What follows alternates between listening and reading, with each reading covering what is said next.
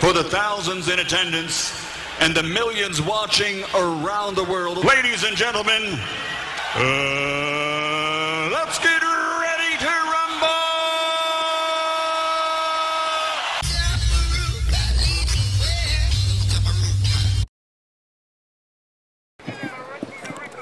Police officers on patrol in a Kingston neighborhood controlled by warring gangs.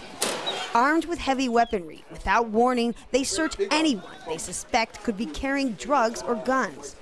There is more fear than faith in police. There is a stigma with the persons in the community that the police are not here to help them. That's because of killings like this one. An officer shoots dead an apparently unarmed man. Over 250 people were killed last year, and each year the number is rising. Evian Levy was gunned down days before Christmas. His girlfriend says police kill the innocent with impunity. I don't think nothing is going to come out of it. It's just another ghetto youth dead without a cause, anything. Leslie says Evian and their son Dijon were at the barbers when police raided the neighborhood after a fellow officer was killed nearby. After his haircut, Evian came here. He used the bathroom, and when he walked out, according to eyewitnesses, there were up to 15 policemen. They were all masked, and they shot him dead. Hundreds of killings like Evian's are being reviewed by a new independent commission. That body also told Al Jazeera it believes fresh allegations of organized squads being directed to kill are true. Former senior officer Renato Adams spent 40 years on the front line. He was investigated and acquitted for his role in multiple murders. He says in such a violent society, police must outgun the criminals. If a guy is so reckless, so careless, so dangerous to take on the society and the police force, and if they are shot and killed in circumstances like those, my view, they have only themselves to blame. Dijon, a witness to his father's killing, has never talked about it. He and his mother want answers, but they may have to wait. Ghetto youths don't have no justice, none at all, and it's not supposed to go that way. In over 2,500 killings by police in the last 13 years, just 2 officers have been convicted. Rachel Levin, Al Jazeera, Kingston, Jamaica. This is the Cutting Edge on RFM on next Wednesday. This is the last Wednesday in April 2017 we now. The journey is long, but we appreciate life continuously. We give thanks for life, give thanks for the energy that life offers us. We go through for years and still there. Yeah, man. We have to expose them when we get the chance and the opportunity. Just teach. So, all the things go on since we left last week. You know, last week we had the whole week, you know. I mean, in a watch here. We play Monday, we play Wednesday, we play Thursday. We say the Jack Ruby Festival is on again this year. Friday, May the 12th. Yes, you know, it's always lovely to see when RFM keep functioning. I watch it, you know, or watch it Black Half. Last year, I'll front go the Black Half, you know. You there, Tracy? Eh? Front go the Black Half, you know. People that have problem come through front go, you know. Believe you me. It is rough, man. But it's always good because it's a good idea that has found its indelible mark now in the hearts of the people, especially in Centania, as it comes to one of the icons in the music industry, Jack Ruby. You don't know which part the name Jack Ruby come from? You know which part Jack Ruby name come from? You ever hear about John F. Kennedy? All right, well, you have Lee Harvey as well and Jack Ruby, you know. Yeah. You have to find out what is the connection between Jack Ruby, Lee Harvey as well and President Kennedy. in a them time there. But Jack Ruby used to then watch and produce many artists, and also have a sound system that we used to go around the island.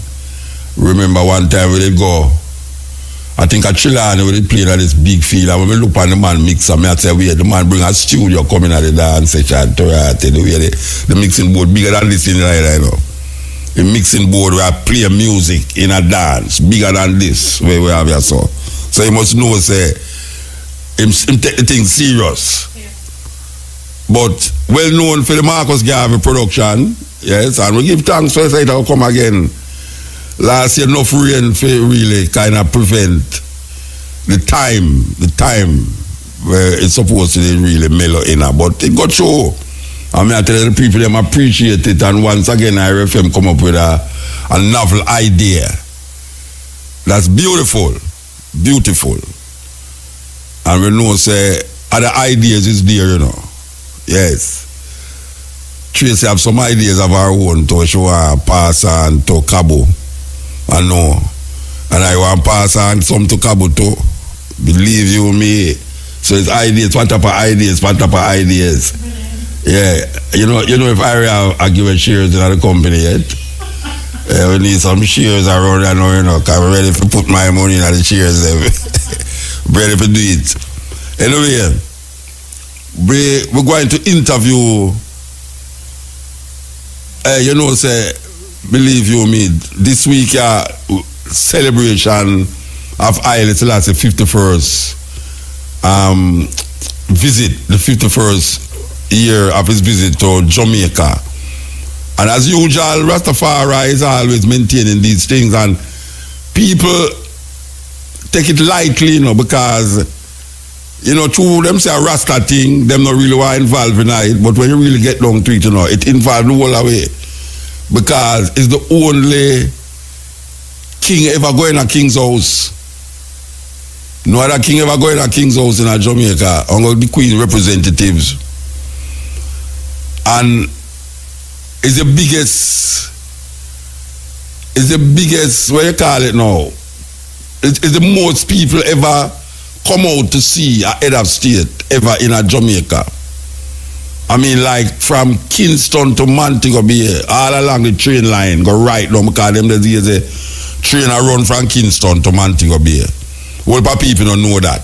I mean, young people couldn't even think about that. Say, you know, that one time when train I run from Kingston to Montego Bay, we used to take that train regular for go all a Bingy, and it used to be nice because, you know, you go up on the train and the train take almost 12 hours to reach a Montego Bay.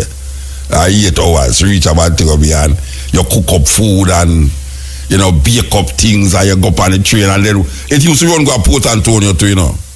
Yeah, them did have train and run from Kingston to Port Antonio. People I wonder what me I talk about. Some people could wonder when name train, because, you know, see, have some town people never see live chicken yet.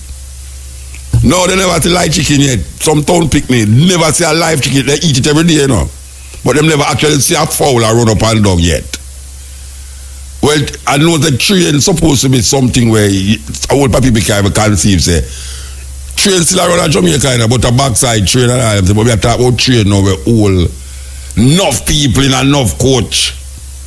You understand? You sit down at the window, because you know, people love the window. I love the window too, because you see the beauty of Jamaica, because it go to the internal parts of Jamaica. You know, see it, you know, run pan like road, like tram car. Me never know tram car, but me come see tram car line in a Kingston. Tram car come like train, you know, but I don't really train, but it come like, if like, oh, you take bus, you know, and you want to go up, so you take a tram car, you go up, so, but me never used to there. Me not so dinosaurish. But me know about train. When me used to take train, when we live at Montego Bay, and we come to Kingston, we take train from Montego Bay go to Kingston, and from Kingston go to Montego Bay, and then they have a big train wreck, you know. Kendall, what you know about it? Your mother tell you about it? Kendall crash. And the biggest train crash in a Caribbean. Whole heap of people right down the saw Kendall. Yes, every time I pass Kendall, me remember it. That's the only thing we know about Kendall, you know, the crash. And I hear them are going to revive the train service again. I know it is a long time thing for Mike Henry. Mike Henry like a pet project that him well want the train for run again. You see, him started the other day though. And it get the bunk and the funk and all the things them where it could happen because I don't know, it's like it never make no money or people never take it or something. But train is a very important part of transportation in most countries. You go all to India, like people they put on top of the train. You go to Japan, them have a train, a Japan named Bullet. Blows and skirt. Blow that train, they come like plane. Me take that train that already go from Tokyo, go to one other place. I don't remember which part I did go. First of all, inside it look like you're in an aeroplane. And you see when it start to run, a train line it run for you, but you see when it start to move, Rasta, believe you me, but it reach that train that take if you go a man to go be in the Bullet. Them need a bullet in Jamaica though, believe you me.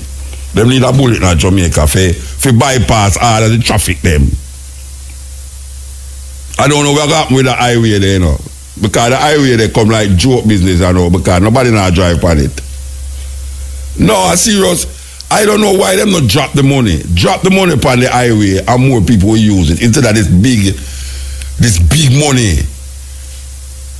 Like 70 odd kilometers from here to Ochi, from Ochi to Kingston. And like some $1,000 and thousands of dollars you have to pay upon it. And the train now, I think we are stifling the train is the highway, you know. Them don't want the competition. Maybe them don't want the competition for the highway and the train.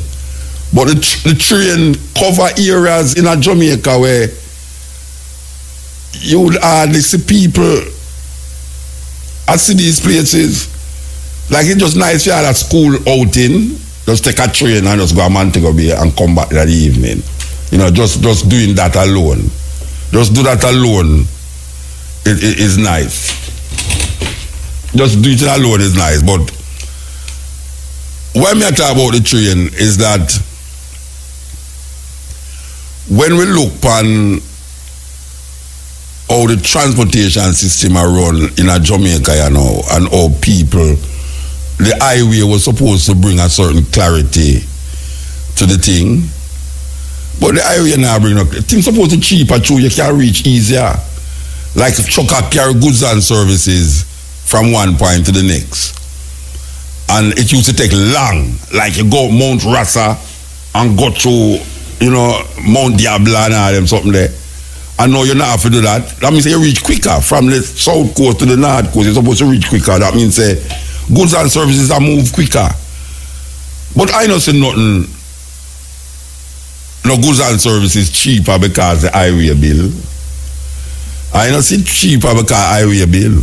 And I think say a whole heap of things that will change up because of the highway. Rather I see people almost like them have boycott the highway. It's like people that say, oh, me go and drive a Mount Rasa here, Rasta. Because I have them big money there.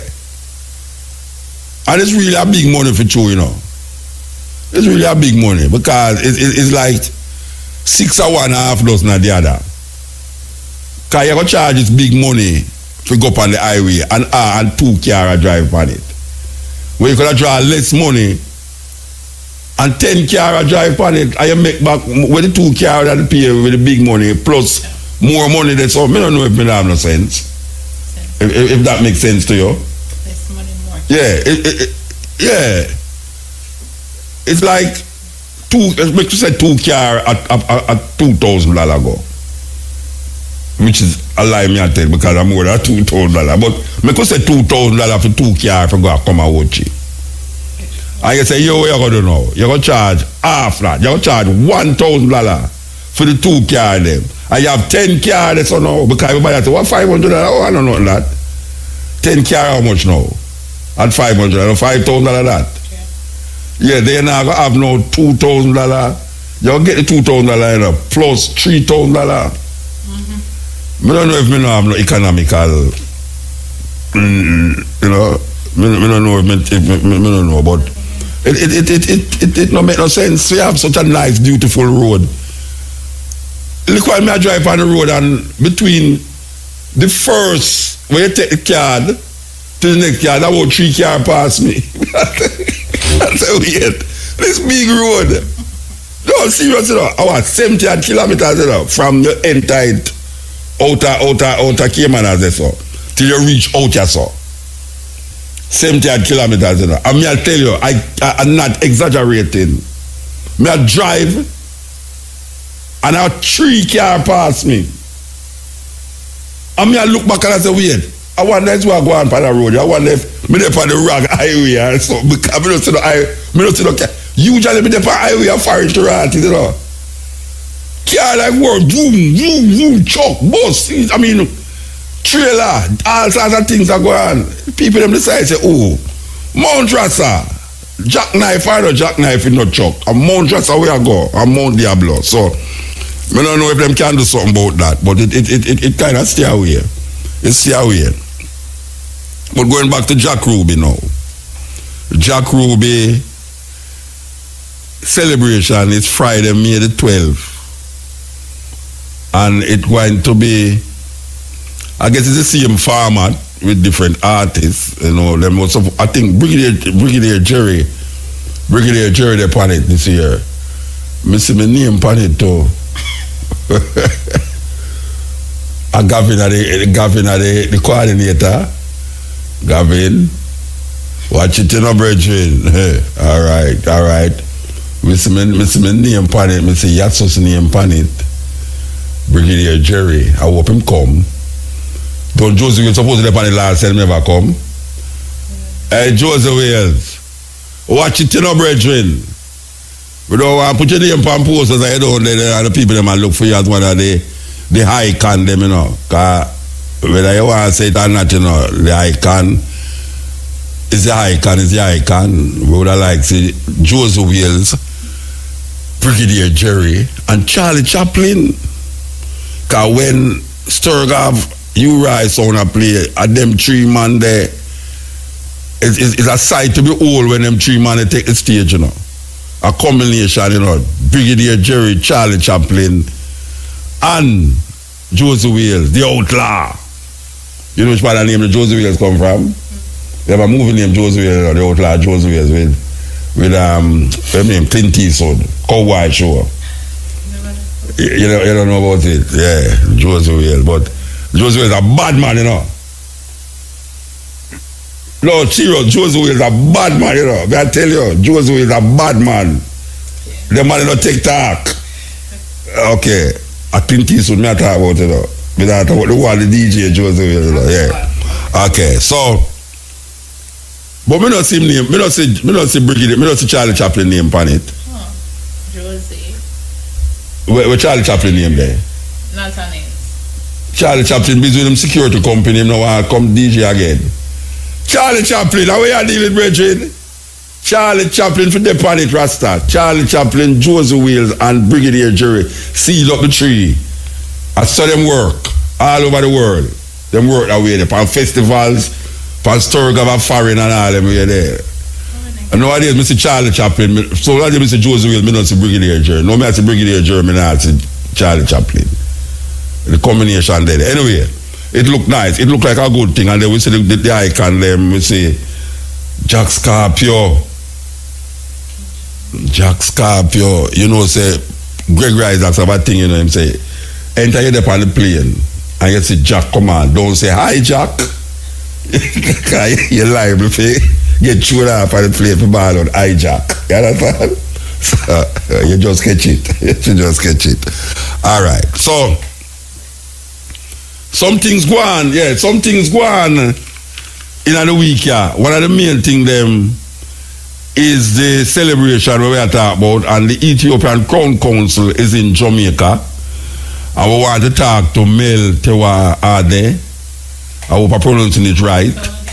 Tewade. And he is a very important person in this Crown Council, the treasurer of the Ethiopian Crown Council. For those of you who don't know what the Crown Council is, when we talk to him, you will find out what him is and who him is.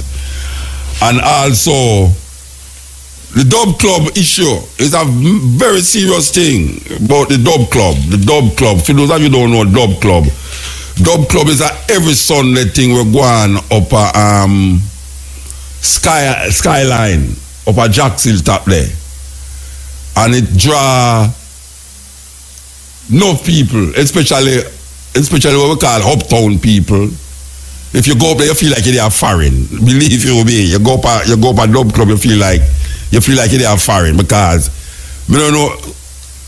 Sometimes I wonder where all them white people in Jamaica live. Can you go to certain places and see some white people and say, but me not tell them I walk on the street. But I'm really not walk on the street still. But then you got the embassy and them places there and thing. Well, Dub Club is one of them national treasure where started by a virgin named Gabriel Selassie, who used to work for IRFM. When we used to upstairs, them used to come on, I think he used to come on before me or after me, something about that so. But him develop it into a kind of cultural experience for roots reggae music. I want to emphasize roots reggae music as opposed to dancehall music. It's the only place in a Jamaica where I know, apart from if you hear Sturgava play, it's the only place in a Jamaica where I know where every Sunday, rain or shine, every Sunday, you can go and hear reggae music, roots music. I don't know of nowhere in a Jamaica will provide that on a continuous basis. So the Dub Club is one of them places where all over the world you go, you hear the people say, anytime they come to Jamaica, you want them why you carry them go to Dub Club. It almost come like Bob Marley Museum. Serious thing. It's like, you know, people say, oh, I want to go to Kingston to the Bob Marley Museum. People come and all say, oh, I want to go to Kingston to go to Dub Club. And it lends itself to that kind of appeal, international. Sometimes you see coaster bus up there and appear white people are coming out of the coaster bus name. Well, an incident going up at Dub Club this Sunday, and you know, true, we have all these whole heap of things to deal with. You know, so I better put that till tomorrow, you know. Yeah, we're going to put it till tomorrow, believe you me. This is the cutting edge on RFM. I talk a while ago about the Dub Club, and we are saying maybe we should just make it say till tomorrow, you know, because we have an interview here for go on. Tomorrow we talk to Gabriel. But on a point of interest, we see an article in the editorial of the Gleaner today. We are talking about the incident. Well, them never talk about the incident, but them really is linked them against Babsy Grange. You know, and I don't know if these people who write these things ever go up to that place yet. You know, I don't know if they ever go up there yet, but I know that the information, and I don't want to stress it out because, as I say, I prefer to talk about it tomorrow when I have a longer time. But the information where I see them put where Babsy Grange say, and where them I say Babsy Grange shouldn't do. I know that the reason why she say what she say, and I don't want to like I take up for Babsy Grange neither, you know, but the reality of it is that she have some information where the Gleaner never have. So that is why she could have said what she say. You know, it's not like that she has said for take up for, as them talk about she has take up for, she must make the police do them work. The police are do overwork. You understand? And we know where we know, and them are go off of where she say, and where she say, and where she know, different from where them are read up towards what she has say. And them never hear what the police say neither. And she have work off of where the police tell she, and where police tell me, and where everybody know what going up there. Them never know what going up there.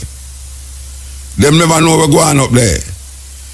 Them only talk like say no somebody a defend a little club over the police, and the police they don't make mistake. The police don't make mistake up there. We know that. But them never know that. Or as if them didn't know that, them wouldn't say what them say. So it's really a little debacle we are going according to them. A debacle I go on where we feel like, yeah, we're going to really deal with it. Because it's important, given the magnitude of the situation and given that police are pepper spray people. Yes, police pepper spray people up there. Believe you me. The first I hear pepper spray Lego in a party, a session. Maybe it happened and I don't hear about it, but the first I hear police going to a place go pepper spray. Look like them get scared like them go drop off on the hill because it's a hillside the thing keep on, you know. And if you have hundreds of people around you, I get furious. You could get nervous too, and it's a look at you never drop a gun, them drop a pepper spray and start pepper spray. So I want to know who get pepper spray. I want if a Gabriel gets pepper spray. But I used to carry Gabriel go to jail. And I'm going for years so where them come for the gun set up properly already. It's a terrible thing. Terrible thing. This is the cutting edge. As we say, we have the Ethiopian Crown Council in Jamaica, and we're going to talk to him. He is an Ethiopian filmmaker and is also emissary of the Prince, head of the delegation in Jamaica, treasurer of the Ethiopian Crown Council. So, we're going to connect with him in a moment. Yeah, so we see, we are waiting for make this link here with the Crown Councilor. The emissary of the Prince, sorry, the member of the Crown Council, but Donald Trump, we say Donald Trump figure out a way to pay for the wall, and it includes Jamaica. the pay for the wall, Jamaicans are going to help pay for it. Trinidadians are going to help pay for it. The whole of Latin America are going to help pay for it. Not only the Mexican, inside the Mexican, they're going to pay for it, you know. But the Mexican president tell him a bad word and say, not what's so. Mexico going to pay for it. But guess what now? Mexico are going to pay for it. But not only Mexico. The Caribbean islands are going to pay for it. And Latin America are going to pay for it. How them are going to pay for it? By putting on a tax on remittances that is coming into this part of left America. In other words, I think him said 2% tax on all remittances. That means that when your family send a money and them go to Western Union and them go and charge them 2% more, and that 2%, I go and get it clear though, because I just hear about it and I don't remember if it's 2% them say, but it going to look like it not going to affect you who are get the money, you know. It going to affect person who are send the money. You understand? It going to affect person who sending the money. So through Jamaican look to foreign all the while to get money from, especially America and Latin America too. And you know, so enough Mexican depend on them family in Mexico to send money to them in America. So the man actually did find a way, you know. And you know, I'm going to come up with something else too, you know. I'm going to come up with something else to pay for that wall. We're going to cost billions of dollars. But him hell-bent and said he's going to build the wall. Because that's the main thing. When him did that talk about, say, I'm going to build a wall, I'm going to build a wall. And now, them just sit down and figure out one thing. That is one thing now. Them going to have other things. Trust me, you're going to hear other things. But mark my word, you're going to hear other things. But him say, all the countries where used to get money from foreign, you know, places like Connecticut and New York and all them places there. The person who has send the money going to have to go pay. If you send the money now more, I mean, you pay money already still, you know, because them always take a percentage, but now them go add on. It's all like Jamaican government even. Believe you me, they add on now and land tax and this, that, but yeah. So that is really one of the strategies that the American government going to use now to get some of the money for pay for the wall. Cause them now go pay for the wall. Him say him now pay for the wall, and him say him have to find a way to pay for the wall. So one of the ways is to get, and you know, trust me, I think it's 2%. America says 2%. He said 2% might not look enough to want somebody, you know. But you see, when millions of people are send money from all over Latin America, Mexico, and the Caribbean to people, millions of people from America send money to Latin America, them family and friends, and in the Caribbean, them family and friends, and Mexico, them family and friends. That add up. It's like them say, $1 million start with $1, you know. Yes. 1 step, 1 mile, 100 mile. That is what the man I deal with.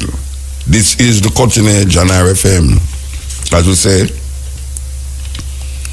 we have Mel Tewadi. Good afternoon, good night. Good afternoon, sir. Blessed man, give thanks. Okay, I see that you're still here, man. How long you been here? I've been, you mean on the phone? No, in Jamaica. I came on Friday. Thursday we arrived. Thursday night we arrived. All right, so we could talk for it. What is the purpose of the visit here in this time? We came as a representative of the Crown Council, myself and Gabriel Christian, who is the counsel for the Crown Council. He's been serving as a Crown Council attorney for the last 23 years, and I've been working as a treasurer to support the Crown and Ethiopian history and the family, the royal family that has been very instrumental in getting Ethiopia to where it is. So the purpose of our trip is to thank the Jamaican people, and particularly our Rastafarian friends and family, to thank them for all the kind gesture and warm friendship that they showed him, especially to His Imperial Highness Ermias. Last year. He came last year. All right. Yes, on the 50th anniversary. Explain to the Jamaican people what is really the Crown Council of Ethiopia. A lot of people might hear you talking about Crown Council and don't know what you're talking. What is the Crown Council in Ethiopia? Okay, the Crown Council basically was founded many years ago. It's not something that just came about. It is the job of the Crown Council is basically really to advise the king or the queen what actions need to be taken in areas of public relations, foreign policies, and what needs to happen, and to rectify things that might have gone haywire, and so to make sure that the royalty gets a significant amount of support and help from the Crown, that is basically that counsels it on an ongoing basis. But if there's no king and there's no queen, what are you counseling? We are counseling the Ethiopian royal family. There are. I must correct that, because there is a king and there is a queen. There's a 3,000-year-old dynasty. It doesn't die because of some communist trifles. No, I know. No, I know that. But what I'm saying that you advise the king or you advise the queen, but you can't advise a dynasty. So I'm asking you, if you are advising the king or the queen, and there's no king and no queen at the moment there, yes, what is your advisory? What is the form of your advising? Yeah, the form of the advisory at this point will probably be working on the various, it probably will not be the monarchy we would want it to see it in the form that it was for a long time. We have to move with the times, and it has to modernize itself. So basically, whether it's going to be some type of constitutional monarchy, Ethiopia will be looking into those type of things over a period of time. But we want to make sure that it's done in a way that it doesn't create anxiety for anyone, including the Ethiopian people, the Ethiopian government, and the Ethiopian royal family. So it has to be, it is a country that has been, recent history has been very traumatic, as you know, since 1974.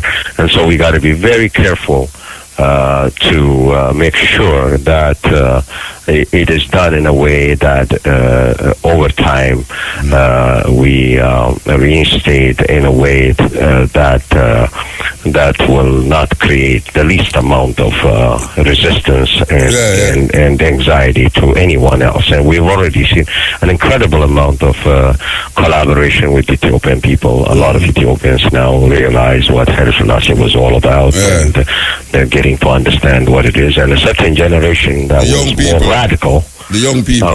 The radical ones who are now in their 70s and 80s, they quickly found out also they can get old also. The same kind of thing can happen. And so they are really slowly dying out. And so newer generation are coming in and seeing it, the whole thing in a new light, new version. And so we believe that Ethiopian royal family will come out even better. So you say you envisage a time when the royal family, that dynasty, will be reinstated as what you call a king or queen state? Well, it has to be done in a way that creates harmony, that is beneficial to the existence of Ethiopia. The royal family is not in the business of imposing any of their wills on anyone. And they are just in the business of trying to help Ethiopia to become better and to become more modern and adaptive to modern economy, and also carry on the vision and the goal of His Imperial Majesty to educate a lot of us. And as you know, there are 45 countries that have constitutional monarchies right now. People don't know, they think that the monarchy has already disappeared in the face of the earth, but it's not true. So the role of the crown in the constitutional monarchy is basically, it will be central in a very democratic government. The place is going to be both symbolic and real. So is the Crown Council speaking to the government, the state government, about this idea, this monarchy reinstatement, or this? Is the Crown Council having dialogue with the present government? Yes, they are talking to each other, and we are taking our times to make sure that everyone is on the same page. And it's going to take a little bit of work. As you know, Ethiopia has gone through some incredible political turmoil the last 11 months. And so we want to make sure we are very cognizant and very well aware that there are some dynamics that has to still work through. And so one of the things that Haile Selassie, His Imperial Majesty, teaches us is to be patient. So the crown is to provide, for continuity of the state and for its institutional unity. And the structure of the crown is heads all of helping all branches of government, even in Ethiopia. All right. So is there any other family in Ethiopia that is connected to the Crown Council, or this is a council that is in total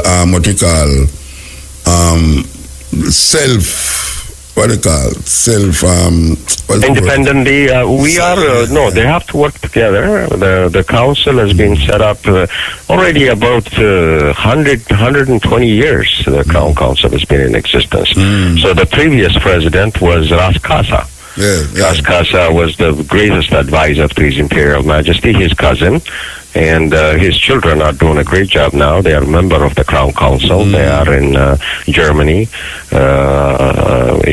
Exile. Dr. Prince Asfa Wasson, who lives in Germany, has been very instrumental in the Crown Council. And of course, Prince Ermias has been selected as the president of the Crown Council. The word I was looking for is self-imposed exile. It's all of the families exiled abroad out of Ethiopia, and they are still members of the royal family in Ethiopia itself.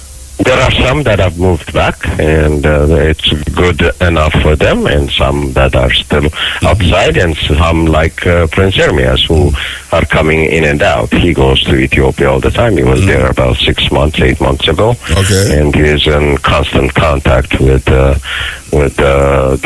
embassy, and they're working on various things. And I also want to tell you that we've got hopefully this summer an upcoming event. The Crown Council has been invited to celebrate, just like Jamaica, the 50th anniversary of His Majesty's visit to the state of Australia. So where will that be taking place? Where will that be taking place?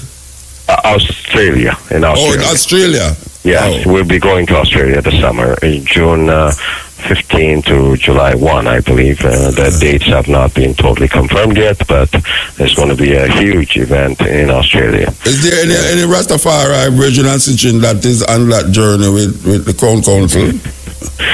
We're in touch with a lot of Rastafarians in a different mansion, and we're talking to all of them and trying to bring everybody up to speed with what we are doing and so forth. So the Prince is very transparent and very cooperative, and making sure that everybody knows what he's doing.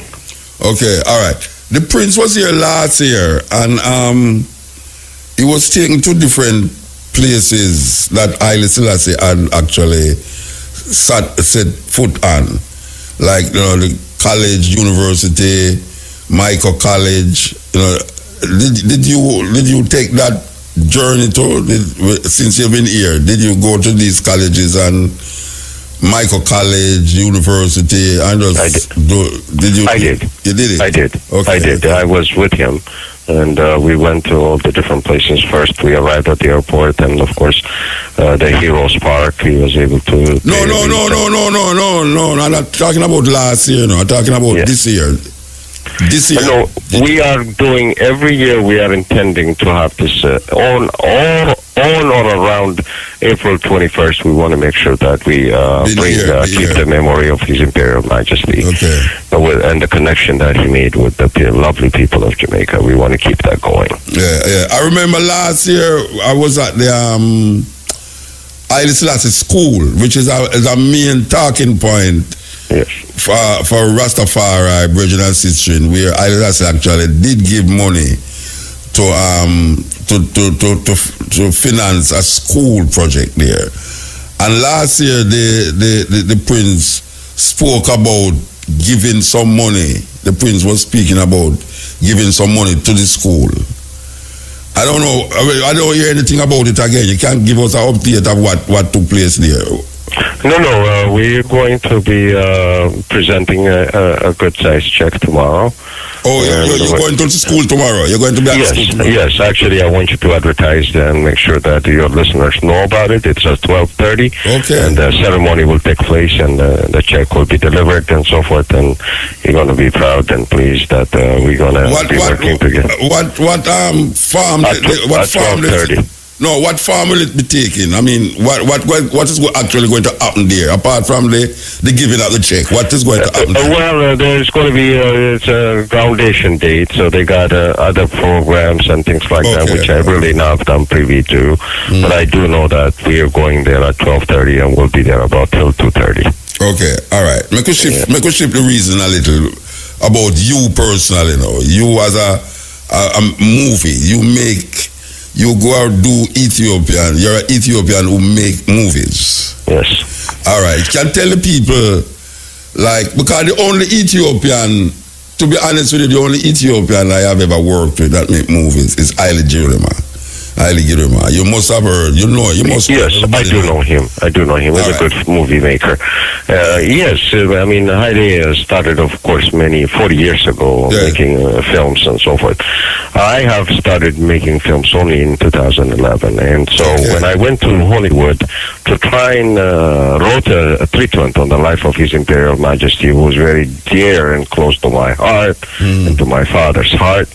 Went to Hollywood and trying to make the movie. They told me that the movie will be unbelievably successful, but they told me that it probably going to be better if it came from me. So they kind of gave me a hint, an idea that maybe I would consider to go to film school. And, you know, I'm 50-something and going to school again really was not something that I really wanted to do. And I got companies to run and so forth. And by trade, by the way, I'm a bond trader and an insurance person. We manage, you know, many institutional retirement monies and so forth all over Canada and the United States.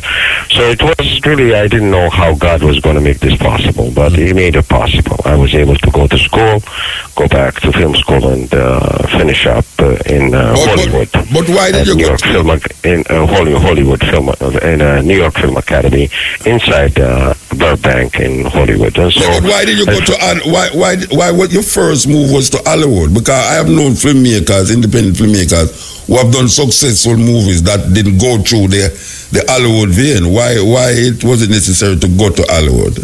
Well, because that was the place that I knew. I went there with my treatment. You remember? I wrote the treatment, not a script, not a screenplay, but I wrote a treatment. With that treatment, I went to Hollywood. So I returned back. Hey, why don't you go back to this school? So the school is located right inside Universal Studios. So I started going to that school, finished up, came back, and I started, really working on some of this plan that I already had for a long time. So where is it now? How far is it now?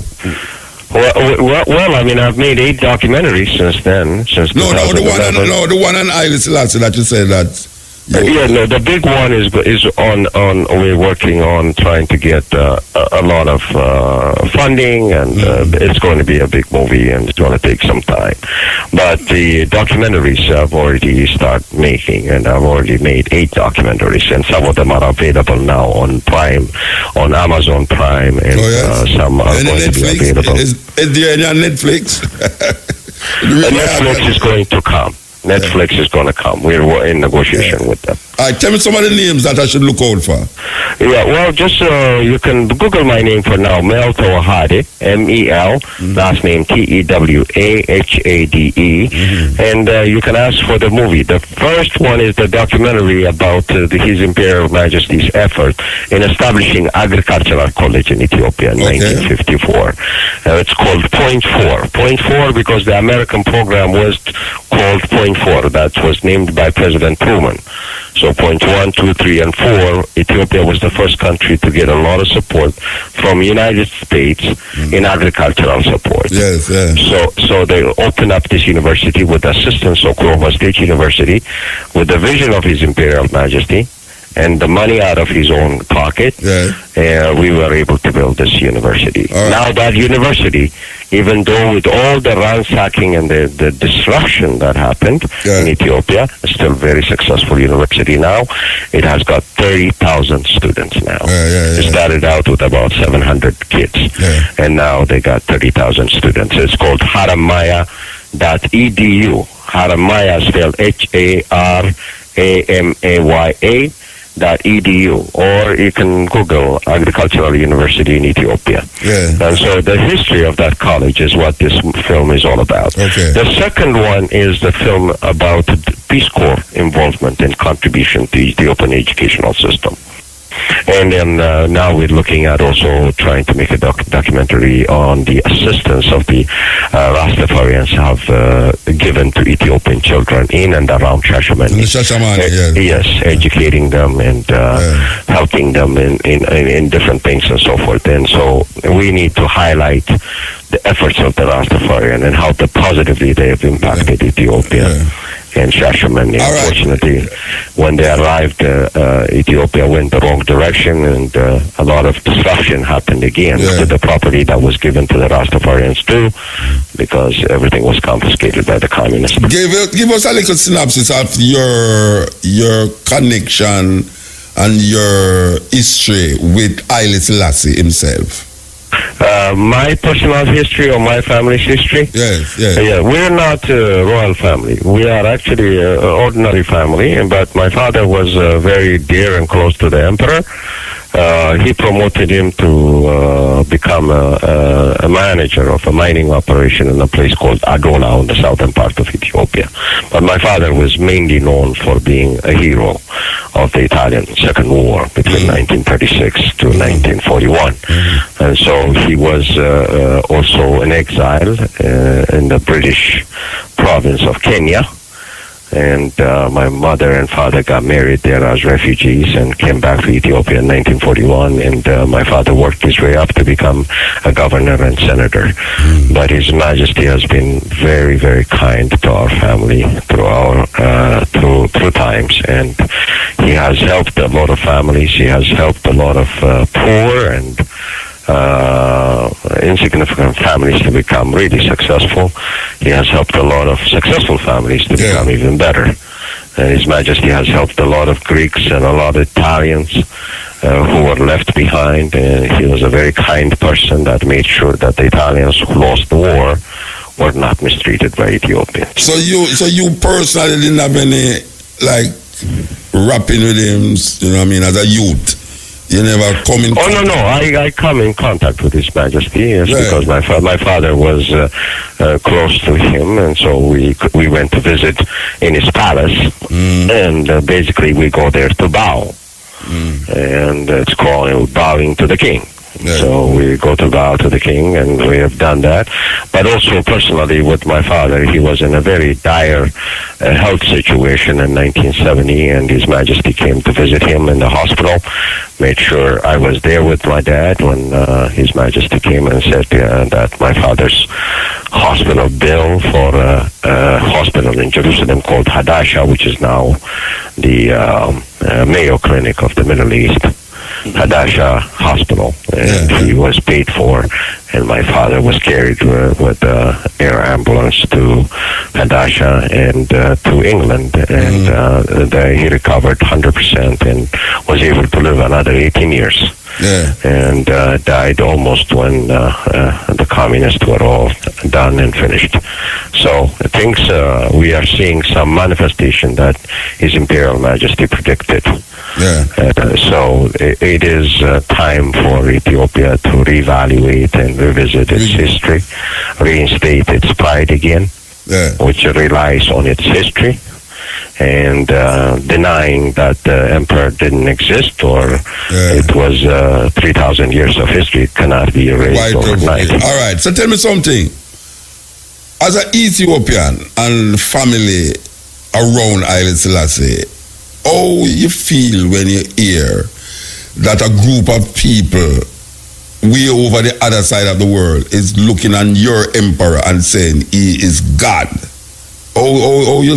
What stir in your heart? What the feeling that you felt when you hear of these people for the first time that is saying, this man that my family is around every day and know, this man is being said to be God from a people way over the other side of the world. How you felt about it?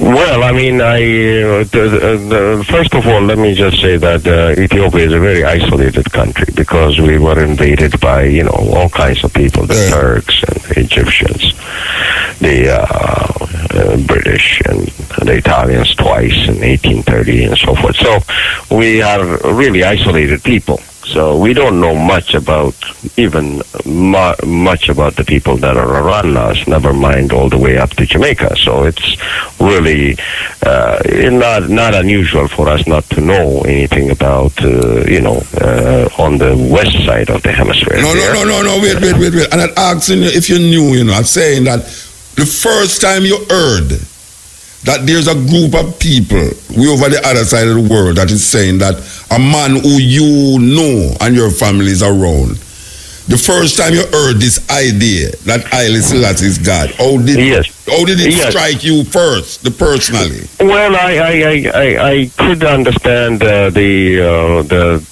personality of Haile Selassie being almost really a beautiful human being who has inspired a lot of people when things didn't look good for a lot of people. And so I really didn't have a whole lot of problem understanding that a person can be looked upon in different manifestation. Haile Selassie is not the first human being that was thought to be God. So really, I mean, it's the kind of lovely personality that he has, and the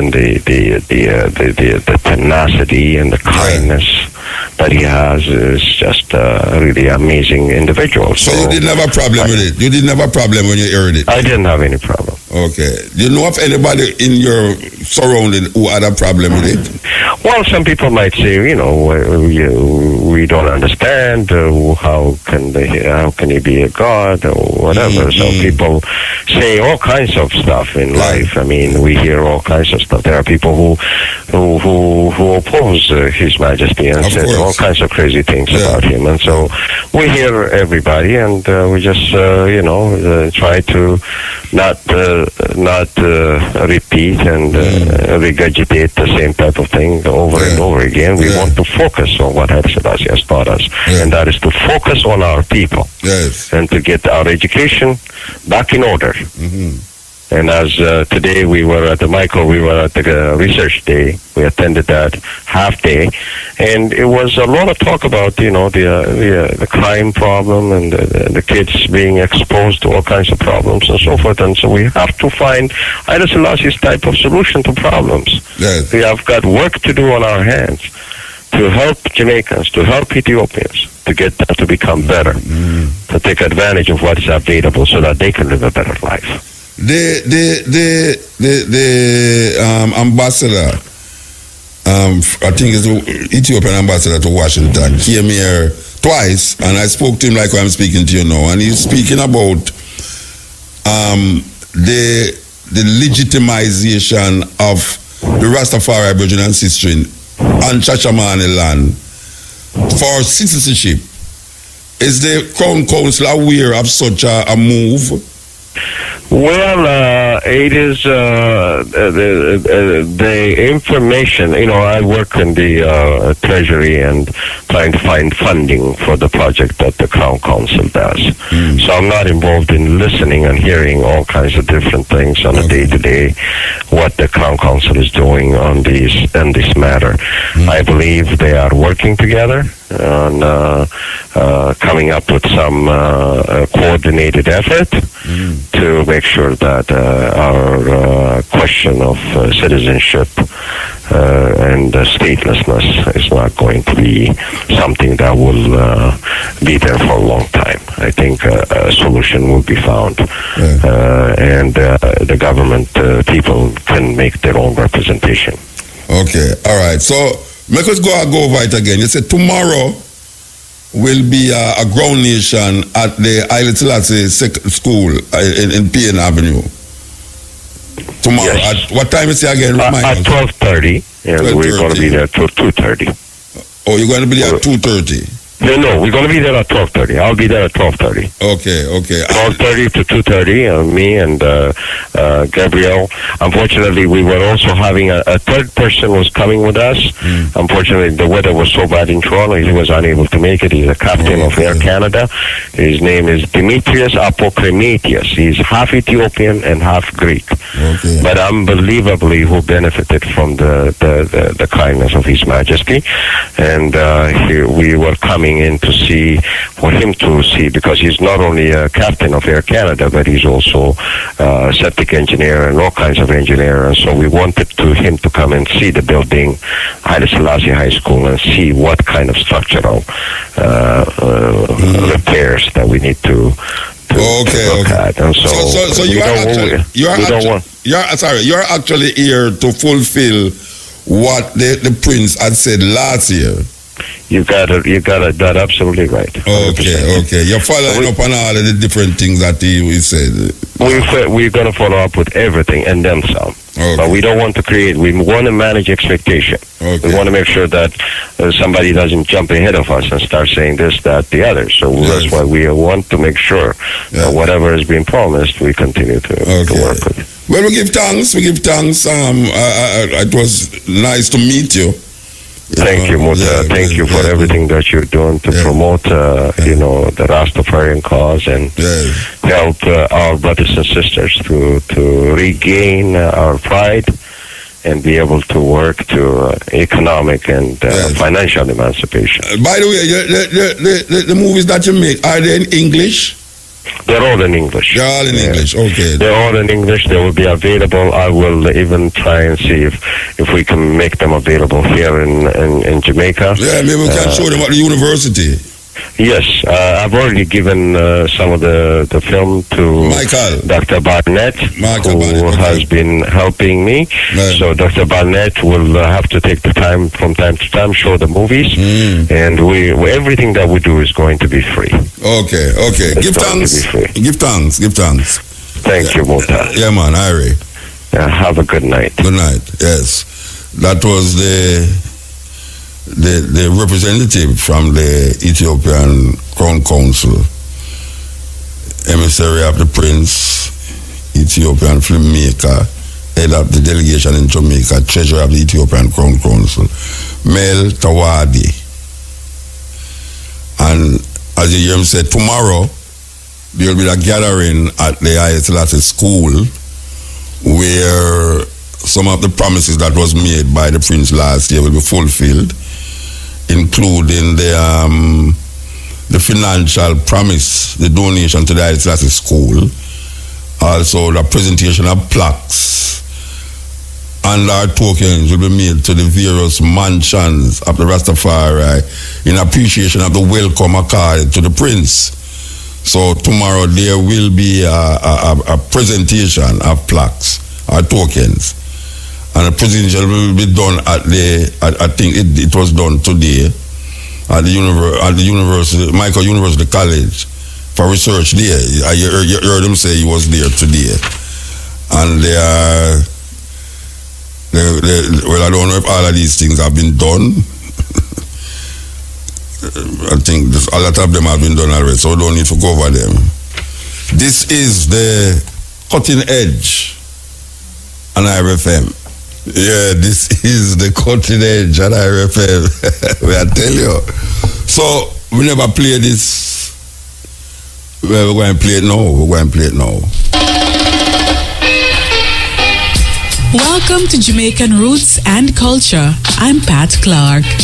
April is observed annually as Agriculture Month. Oh yes, let's love the farmers, yes, the hustlers, the jugglers.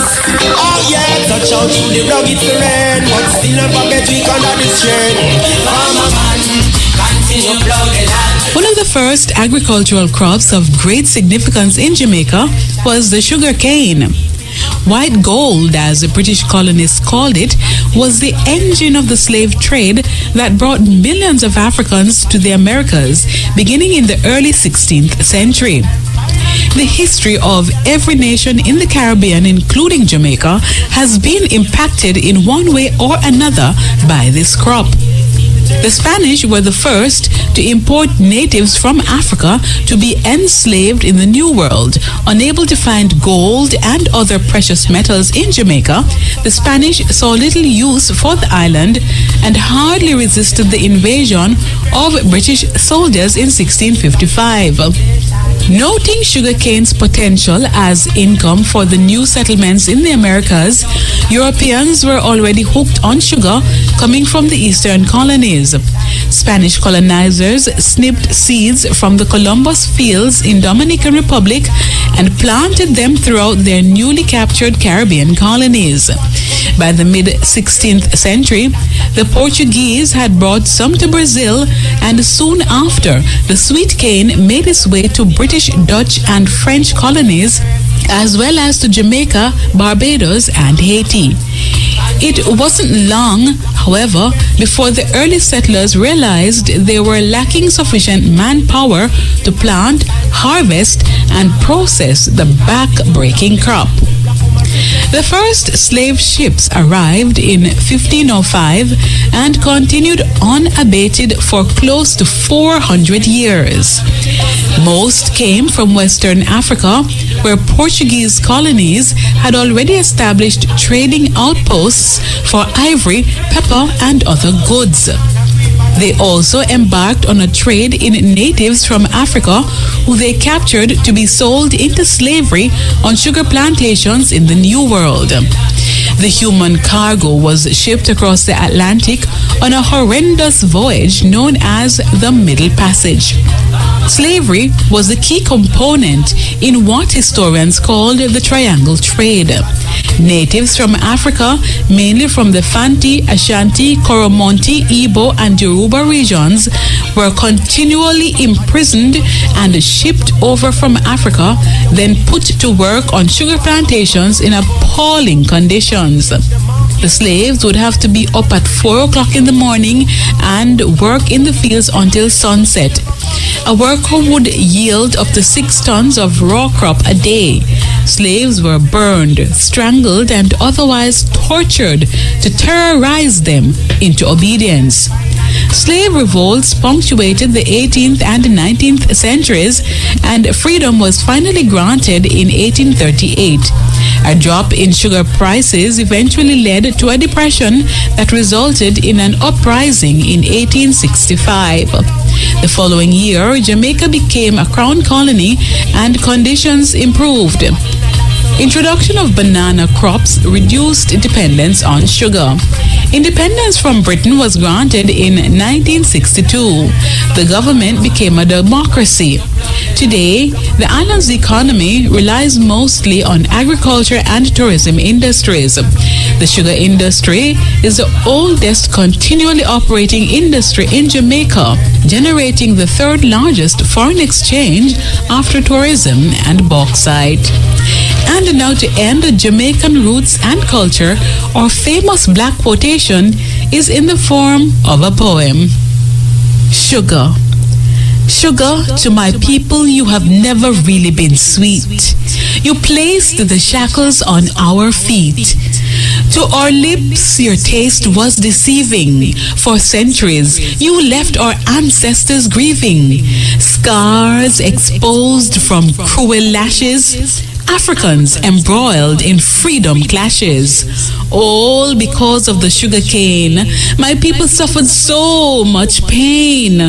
Even after freedom we gained, your legacy with us still remained. Haunted by your strange addiction, diabetes is now our common affliction. A chronic disease, my people, you've seized, as mindlessly our taste buds we tried to please.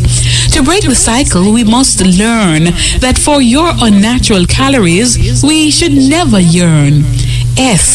Surely you have caused us distress. You, under your spell, our health is a mess.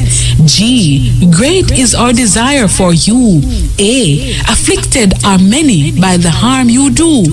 R, ritualistic lifestyle. Sugar in your coffee, sugar in your tea, sugar in your bloodstream. Sugar, are we free? For Jamaican Roots and Culture, I'm Pat Clark.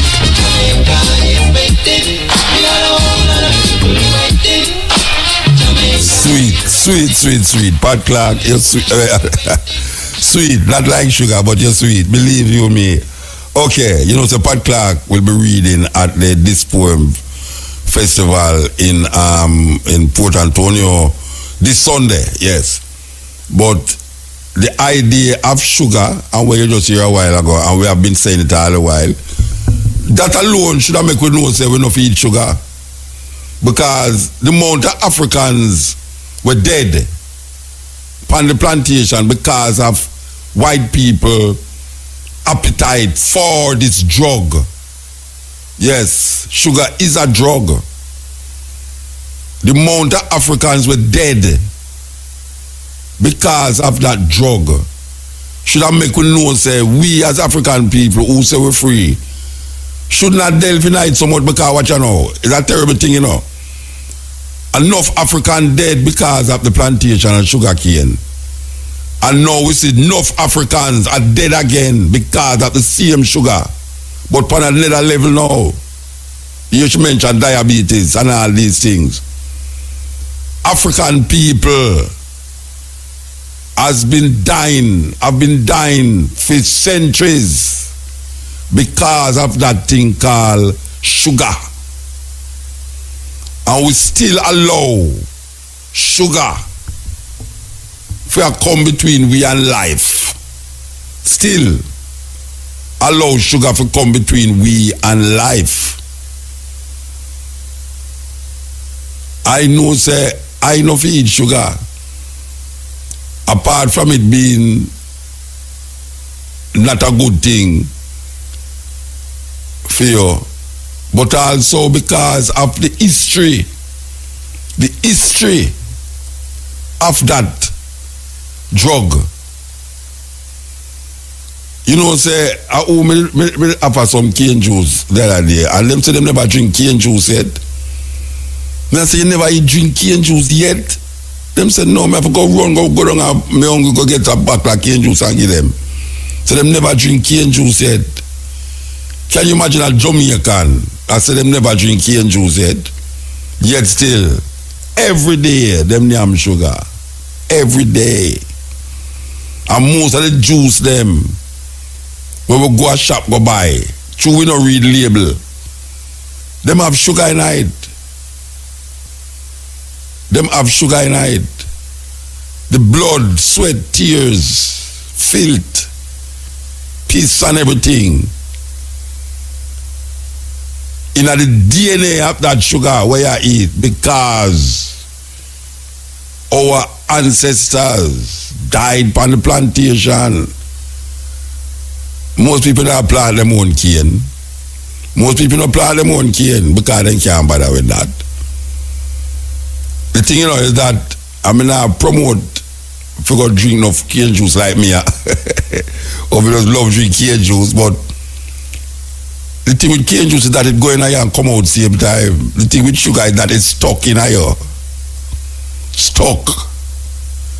Terrible thing. We should have recognized that. So we give thanks to Pat Clark for bringing to our attention again the idea of slavery and sugar, and also we know who claims that we're free. We claim that we're free, you know. But we still make sugar in slavery. Some people can't drink nothing name juice without them put sugar in there. And them can't even drink them tea without sugar in there. Imagine that. You make some bush tea and you have to put sugar in it. What the purpose of that? What the purpose of putting, you have fever grass and you put sugar in it? What the purpose you drink orange juice and you put sugar in it? And I know why some people make pine juice and put sugar in it, because them boil the skin and then have to sweeten it, rather than get a juice extractor and juice the actual fruit itself. When you juice the actual fruit itself, you don't have to put sugar in it again. But then some people do that too, because they want to lenting, them throw water in it and they mix it up again with sugar. It's a terrible thing, and that's what we have to understand.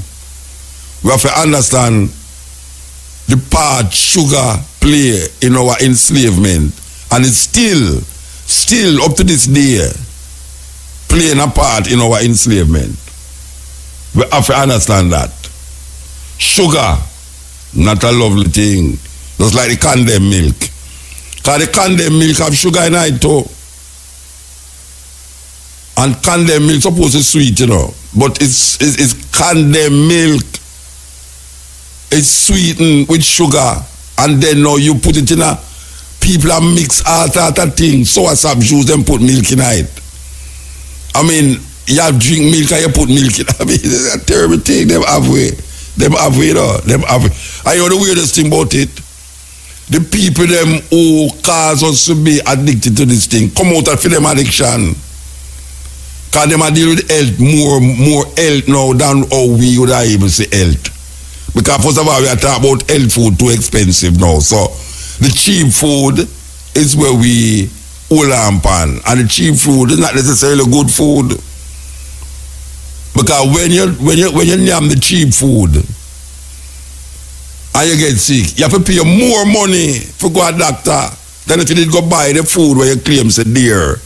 We could have prevent you from going to the doctor. That we are talking about. Prevention is better than to cure. So the argument about health food too expensive is because you look on the immediate thing. But you have to look on the effect, the cause and effect. When you buy these things with them a sell gear, them a sell some things here. I mean, really and truly,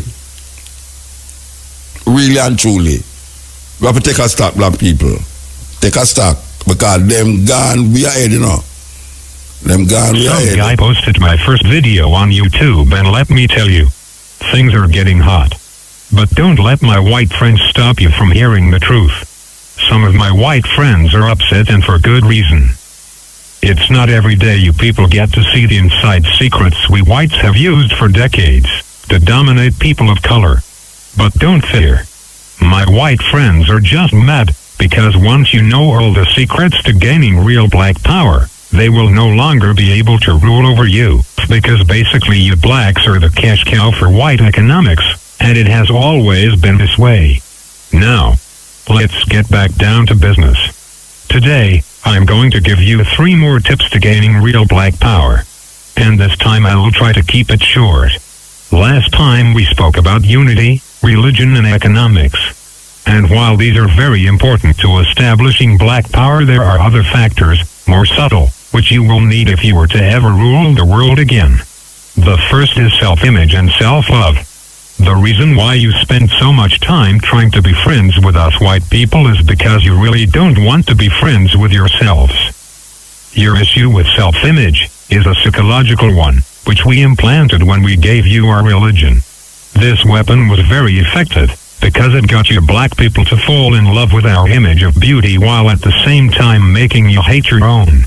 You see, every time a little black girl watches television, she is systematically being programmed to hate herself. And this is really a crime, because that little black girl will grow up and teach her little daughter to hate herself too. These methods of mind control are called implants. They are very effective, and boy, let me tell you, if I had a dime for every black female who permed her hair, I'd be a millionaire. You black men really have to get it together.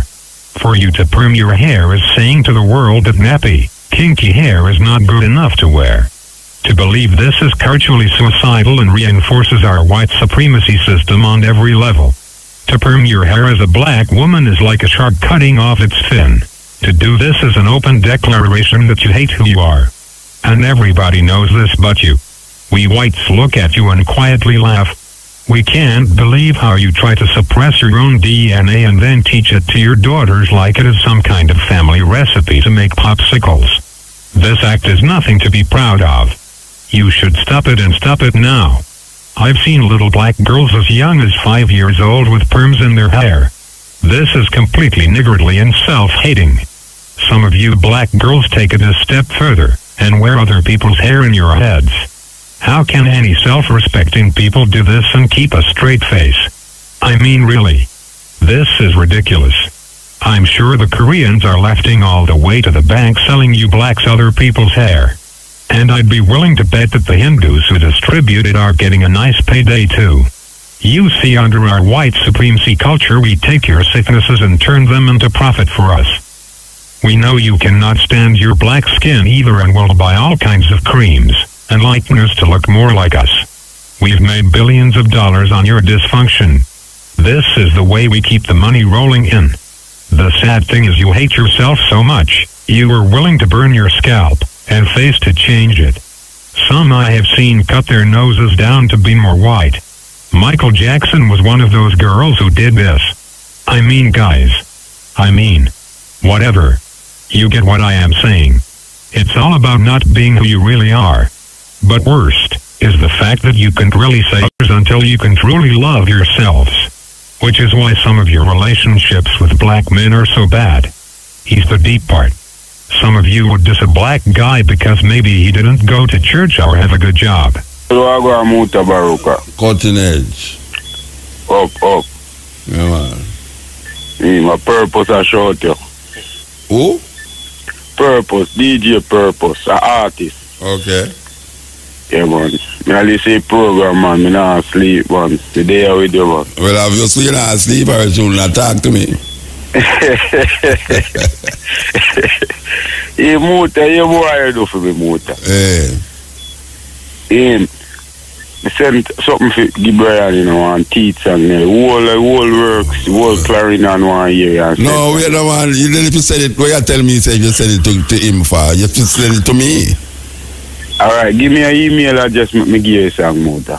Cause you love it. Yeah, but me can't give, me don't want to give me email for the airway version. Call the operator, call back the operator. I'll make him give me. Yeah. Alright, me boy. Yeah, big up yourself and enjoy your program. Yeah, man, give thanks. Yeah, here goes. We ready? Alright, make us sure. Alright, make us look and go as we are going there. Real Motor. Blessed man. Morning, sir. Winston Rodney. You know, say, Ira, at the next honoree that. Yeah, man. I referee. That me I tell them. To an upon the life achievement. Yes, man. That me I tell them. Yeah, man, for real, man. You see the propaganda where you played a while ago? Which one? The one where you played just before the morning, yeah. Oh, you mean about the white, about the ear thing? Yes, man. I really know if you drop that all tomorrow night. No, of course, definitely. We're going to bring it back. We're bring it back, you know, because we used to play it. Yeah, you play it already still. Yeah, no, we're going to bring it back, definitely. Because we see certain trend that go on, you know, where man. a whole lot of people don't hear it, but we're going to bring it back. Yeah, man. Why the country, Jamaica, the island, the rock, you know. You know, so tell people all the while, you know, Jamaica, the capital for the earth, you know. Yeah. You know, enough people, sometimes I say that them laugh and mock and cheer, you know, but it's a vibes, you know. Yeah, man. Yeah, man. They just go and do the eye work, same way and thing and... Give thanks, brethren. Yeah, man. Love how you go on with it, you know, Motor. Cameroon Mountains, we go there. Yes, Eel. Yeah, man. Blessed man. Blessed morning, man. Morning, sir. Rumlian. Now say differently. Mike Henry. Yeah. Hungry in a parliament, in a Queen Elizabeth parliament, know about repatriation and reparation. Reparation. And repatriation. Don't give him alone know about it. No. So the next guys, them, well, you know, so, on him. Not say nothing about that. Because at least somebody have been there for hold it still, but I don't know why. You ask me why them not said. I don't know. Yeah, because them now in a parliament and don't give one when you look like the 95% house we are talking about them not say nothing about that. Yeah. This thing here when I see I go on TV in the Easter day.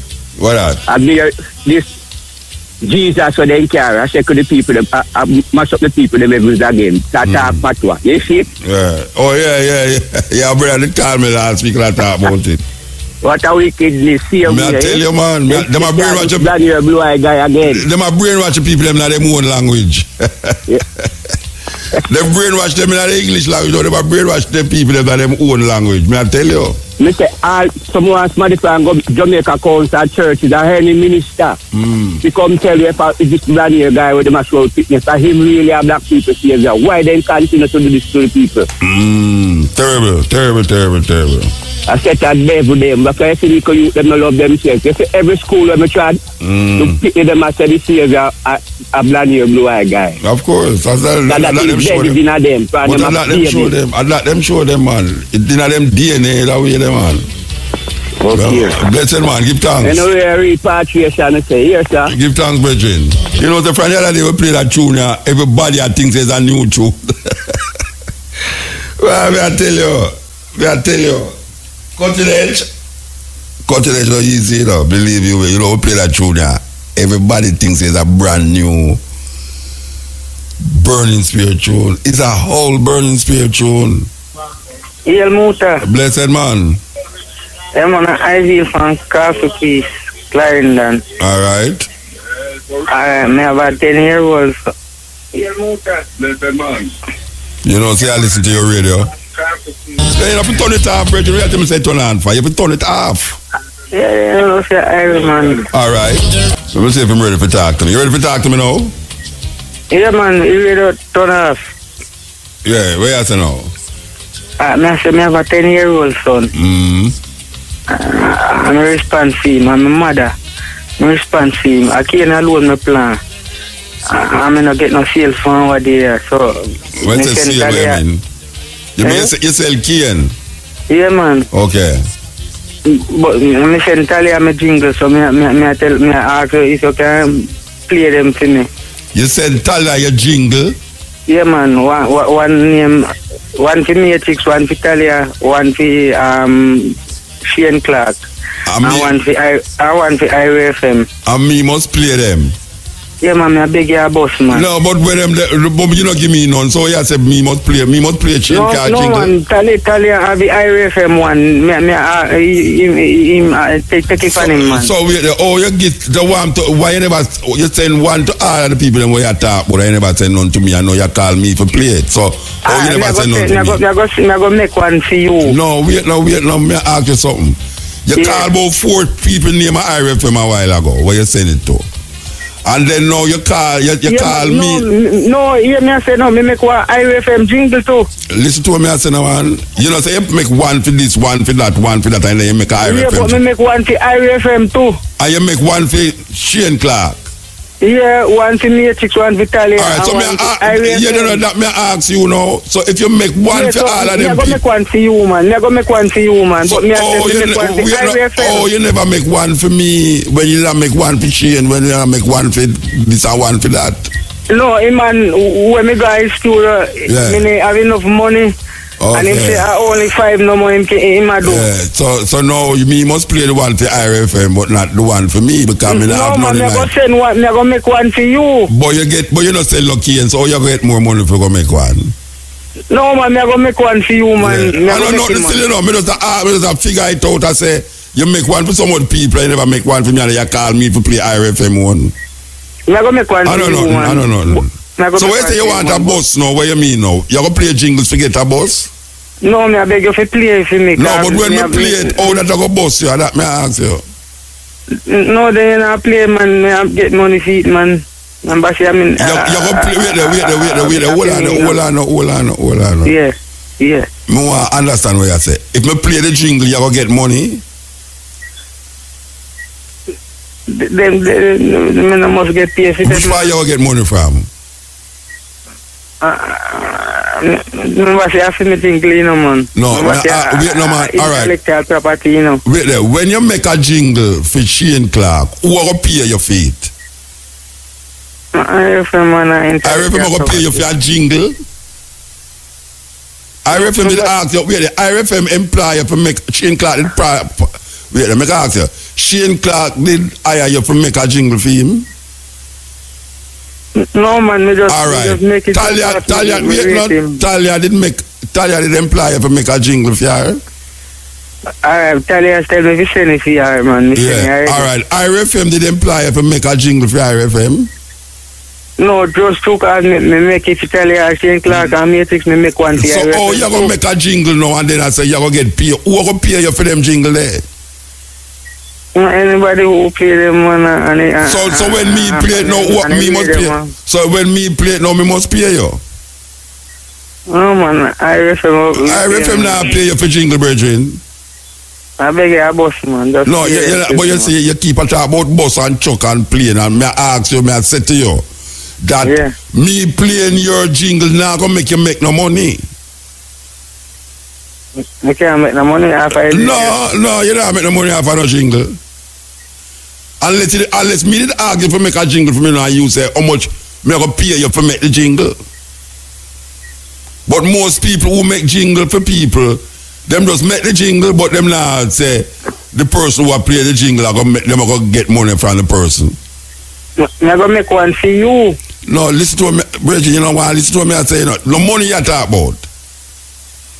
No money you want because you make the jingle them. You make the jingle them for make money, know that you say?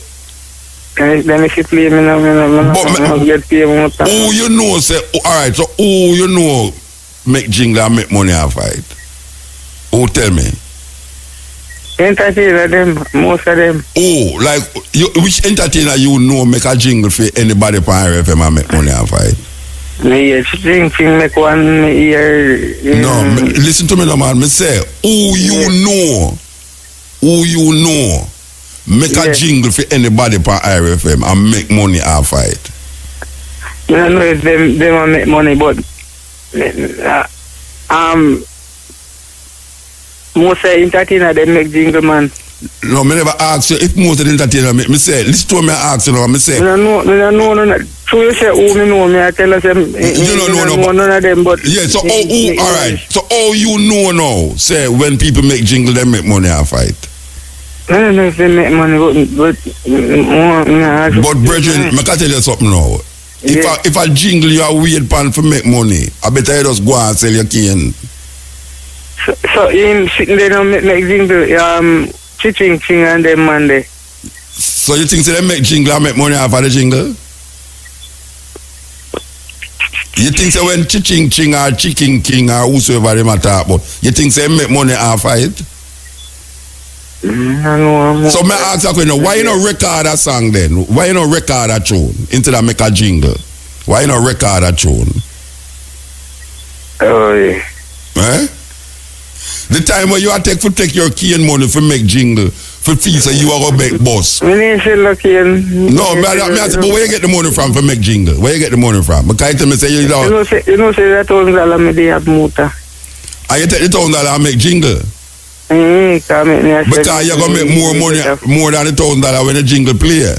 That me I try. Alright, well trust me brethren, you're not going to make no money off of the jingle.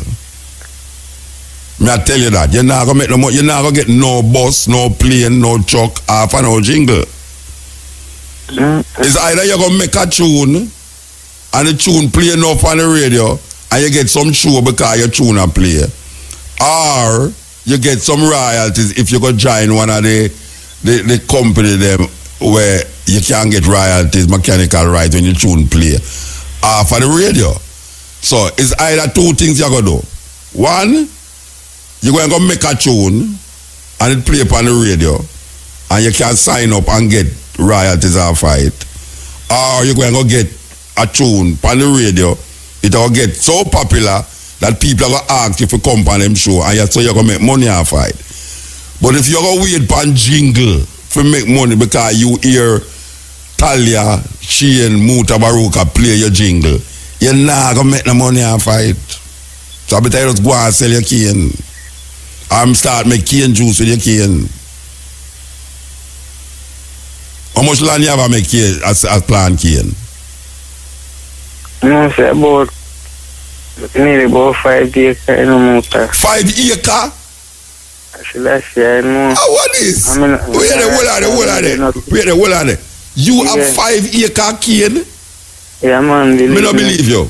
Yeah, man. Me not believe you, brethren. Believe me, man, I just focus bad mind people for. No, nobody blame the bad. No, wait, nobody bring a bad mind to me now. You have 5 acre cane and you can't sell no cane out of it? I tell you, for last year, so what you going to try to tell me? Right. I hope them over you then. I hope them over you. That's what you tell me. No, man, I feel right and bad mind people around me. Me know them over you. Listen, me know, when bad mind people, when time they get their order, like a man place in order, they don't share with me, hombre. So you not go look your own market then, man. Why to the man them who sell cane in market? Why you not go sell them? Why you not go down at the market, go tell them say you have cane until me? We have one man I sell it to, you know, and him van crash. Him van crash? Bridget, you have 5 acres. Which part you plant 5 acre cane? Which part you plant the cane? On my place. Which part? Which part is it there? Like same place in the coffee piece, sir. Bridget, which part coffee piece? Which parish is there? Which parish that? Clarendon. And you have 5 acre cane down there? Yeah, man. I'm here to tell you, say, 2 cars, a big truck, man, them we buy cane at town. Yeah, me understand. Yeah, when time they want a cane. Yeah, Them place me order from before, like a day before. So why not divert? Why not divert from the cane then? Why not divert from the cane and plant? Man, them bad man and give me a sale. May I ask you, why not divert from the cane and plants 5 acres? I only cane my land can hold. Why? Oh, you mean only cane your land can hold? A white clay. And I can't plow it. So me just to plow. So me just plant cane in night. 5 acre cane, Bridging. Watch out. Me don't even have a square of cane. And me feed me make juice from now till whatsoever. A striped cane and white cane me have, man. Yeah, well, me have some black cane there where me plant and anytime I want cane juice, me come mill all 2-3 gallon of cane juice. I don't know. It's not even a square of cane, much less 5 acre. If me have 5 acre cane, me drown in a cane juice. No, you know, hear me I tell you say, true cause I'm on trap me in my head. Well, listen me now, I'm on trap me in my head. Yeah. See him crack all my skull too. Yeah, man, crack my skull, man. And what? And me couldn't move out of my yard. Me couldn't move. Me have to stay in my yard. So where your woman there? Where your woman there? Where your woman there? You know, some baby mother there upon the stone. So you don't have nobody around you? You don't have a family member around you? None of them not rate me through me a rasta. So where you get the land from? Where you get the 5 acre from? And my daddy dead lefty. And you don't have no more family member around you? Not at all. None of them. My daddy dead lefty land in a bush. Alright, so you have the 5 acre cane there and somebody chopping on your head and what now? I'm have to stay one place. Yeah. Yeah, cause you know say it chop affect me, so me couldn't move. Yeah. Alright, so throw me there in my bed now and stay one place. Yeah, the cane go down. No, listen me now, me have poor circulation and them thing there.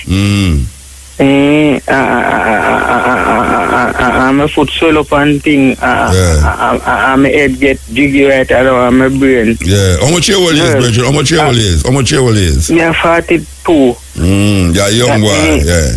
Me put on one tight socks and it make me nerves. You mean you put on the tight socks for the swelling? No, man. And it squeeze up my foot. Me know say it's so tight. And it squeeze up my foot and swell up it. And it make my brain, my nerves. So let me ask you a question. Yeah. All of them things happen before or after you plant the cane? Everything after me plant the cane, man. After you plant the cane, them things that happen? Me plant the cane and the man chop me in my skull. Me have to stay one place. Yeah, me understand. He couldn't heal till June because some little chip ice cold in little chip ice cold. Listen me now. Yeah. Some little chip ice cold in my head. I mean, no. So when time I wash it, every time I wash it, a garlic me use and ganja dust in it. Who tell you to do that? You know, say I just told me here Rasta say that, and me no, so you don't go to the doctor? You don't go to the doctor? No, cause me a Rasta. Rasta no go to doctor. Hold on. Rasta no go to doctor. Oh, Rasta figure doctor na give you in greens medicine. All right, listen to me now, yeah. You and me I tell you now. You ever listen to me? Yeah. Go to a doctor. And me a Rasta, me I tell you that. Go to a doctor. That's the reason why I want to go a Rasta man doctor. Yeah, what me I tell you, Bridget. I think like this more I go to. Where you call me for? Forget jingles for play thing. You tell me about something deeper than the jingles and all. You tell me about that sickness. Wait no. You tell me about that sickness where you have, where you can't move up and down. And you tell me about you nurse your head with ganja and ginger. And what? Ganja and garlic. It get better. No, garlic and ganja. And it get better, right? It get better in a June, and two cars. It's called some chippy in it. That means it no get better. You me at it, Bridget. It get better, but it get. It not get better because you talk with slurring and something. It not, you not get better, man. You not get better. You not get better. It get better, man, but listen, you know. Yeah. Me put on the tight socks. And something else happen. And it trigger off me nerves. Oh, you know that the socks cause it. Oh, you know that the socks do it. Because me feel me ugly in the morning. And when me take 2 cars, maybe get glass took me in my foot one night time. So much no, but let me ask that question. Listen, me no, don't tell me must listen to you. No, all right, you know, give me a number. Wait there. Make the operator, me know, all right, wait there, hold on there. Operator, take the original number. All right. Yeah. I don't know if the Virgin has listened still, but Virgin, call back the operator and give her your number. Call back the operator and give her your number. You understand? Because me know enough man, me know people out there who make cane juice where would have love to get them cane there, and me want to talk to you. You understand? So call back the operator with the little 1 minute where you have, give her your number. You understand? And we'll get you that the cane. 5 year cocking enough cane. You know what man out there make cane juice now? And we know some people are listening to me and I say, yes, cane juice. Yes, so we are help who want help you. You understand? Help who want help you. Call back the number, give the operator your number. All right.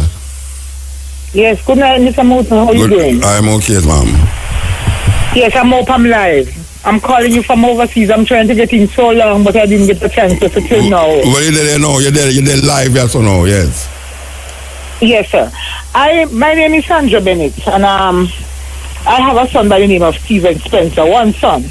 And Mr. Muta leave Clarendon and gone to Negril. He went to Negril. So he went to work. And that guy down at Negril at work couple months, at years. Yeah, I think at some years now. And you know, he used to call me every morning. Every morning he called me and said good morning and stuff like that. And you know, I answer the call every morning, look out for my son to call me. And when the morning I went to morning and I was in my bed. And when they called me, you know, he used to tell me about stuff we're going through. And I always encourage him. And the last thing I saw he put on his Facebook, he said, I'm up for greatness. And Mr. Muta, Wednesday morning, I'm in my bed and I hear my phone ring. And when I look, I see Stephen, my son's number come up. And I said, who is this? And I said, Stephen. And I hear some noise behind. I said, Stephen, I said, I can't hear you. I said, please give me voicemail. And when he tell me, say, well, I went over and I pick up the phone. And I get in the voicemail, it was a lady. And she said, it's about your son. She says, about your son. He attacked the police and he shoot him. You know? And Mr. Muta, we were sitting, I could not, you know, and I said, I called my family back home. And when I called my family, I said, he just got a message a while ago, I can't know what is going on. What the police shoot Stephen because he attacked him? I said, but he gone crazy or what? You know, that's not the child I know. Then after that, then the co-worker them start to call me. The boy is working in this hotel, what do you call the hotel name? For Negril. A new Spanish hotel here, you know, that they're building. And I mean, it is not on the news. It is nowhere. It is nowhere to be found in Jamaica. Nobody knows, you know. And I'm calling, and the fathers and everybody in the family running up and down. So, I mean, I want to know what's going on because I want justice. All right, hold on now. All right, tell me the name of your son. Stephen Spencer. Well, Stephen Spencer. And which part him that work? Yeah. Which part him was working? He was working at what the hotel name, something the ton. In the grill, something ton. And the guy wait. We're gonna try to find figure out what happened down there, you know. So may I ask you know, what is the name of the hotel? The hotel name, you don't remember? No, his name we have one like that in St. Martin right here. All right, the lady will tell you that what she is to your son. I think she was from Indicom because I think they were the other side. This was the same. So where them get him number from? His phone was in his pocket, so they take out the phone and ring and use because he have a WhatsApp. He WhatsApp me every morning. Okay. You know. You want to give him number? Give him number. Steven number? Yeah. No, I'm going to give you my daughter number. I'm going to give you my daughter number. Yeah, give me daughter number. 35. No, what's your name? Her name Tia. Spell it. Tia, T-I-A. Oh, Tia, okay. Give me the number. Give me the number. 35. 25. Yeah. 4. Yeah, man. Give me the number, man. All right. 35, 25, 4, 32. And her name is Tia. Okay. You know? Which part she live? Hold on, man. Which part she live? She live at Maypen, Courty Spence. You know, she live in Courty Spence. That's all right. where which part Stephen Spencer live? Where him live? Where your son did live? He was living in Negril. No, which part of Negril him live? Which part? You don't have no address for him? No, we never have no address for him. No, sir. All right, where them say your son do? Where them say your son do? Him did attack a police, he said? He said him attack the police and the police shoot him. Which day that happened? Which day that happened? Which day you get the call? This Wednesday. Last week Wednesday. Last week Wednesday morning, Mr. Muta. Last week Wednesday morning. And when the guys them tell me say the man who shoot him, he's a police and him a security at the hotel and him sell juice. You know, him sell juice there. Who sell juice? The police sell juice there? Him sell juice from the hotel and him a security guard. So I heard him have a problem the night before. Okay. And what him do? Him have a problem, so him wait till the night come. He was over by the shed because they have a little, in down there, they have a lot of a shed that I heard. Yeah. And I hear that is where the men them who work, they can't pay the rent, so them stay over here. Yeah. My son was over there and the man called the boy. And then the eyewitness them, so then tell him, say, don't go, make a man come to you. And he said, the man draw the gun and shot me son nice stomach. Mr. Buta, me want justice. Death before the sun. A lot of things police do at Jamaica. You see? No, is a police or a security guard you talk about? Police, he work as police. And he's a policeman and he work as security guard. And him sell juice long there. And him sell juice on the side. Okay. You know? And he shoot me son, he kill me one son. Death before the sun. Death before the sun, Mr. Muta. Death before the sun. How much year old your son was? How much year old him was? 26-year-old. And me have Mr. Muta, me have all. You know the other day, you know, me say he come like him, he tell me, he said, mommy, he said, listen to this song. I said, which song? He said, listen to this song, mommy. I said, which song? And he said, it's a young youth to sing this song. He said, listen to it. He said, that's why I'm not justice of Jamaica. He said, bad man by our police. Me have all them, me have all your gold record. Me can't say to me daughter, me can't say daughter, play me to hear it. He said, bad man buy out police and not justice for Jamaica. And I let her go on Jamaica right now. He said, listen to the song where you to sing. You know, and me say, I don't really listen to them song there. I mean, I know me want him so much, Mr. Steven, just tear it. I when me listen, Mr. Muta, me can't believe the boy set up my son. The boy set up my son and the first thing he do, him put a knife in her hand. I tell him tonight, Jesus Christ, Mr. Muta, God liveth. I said, no, but I want justice. I come in there, I come in, and I want justice. I want justice. I want justice,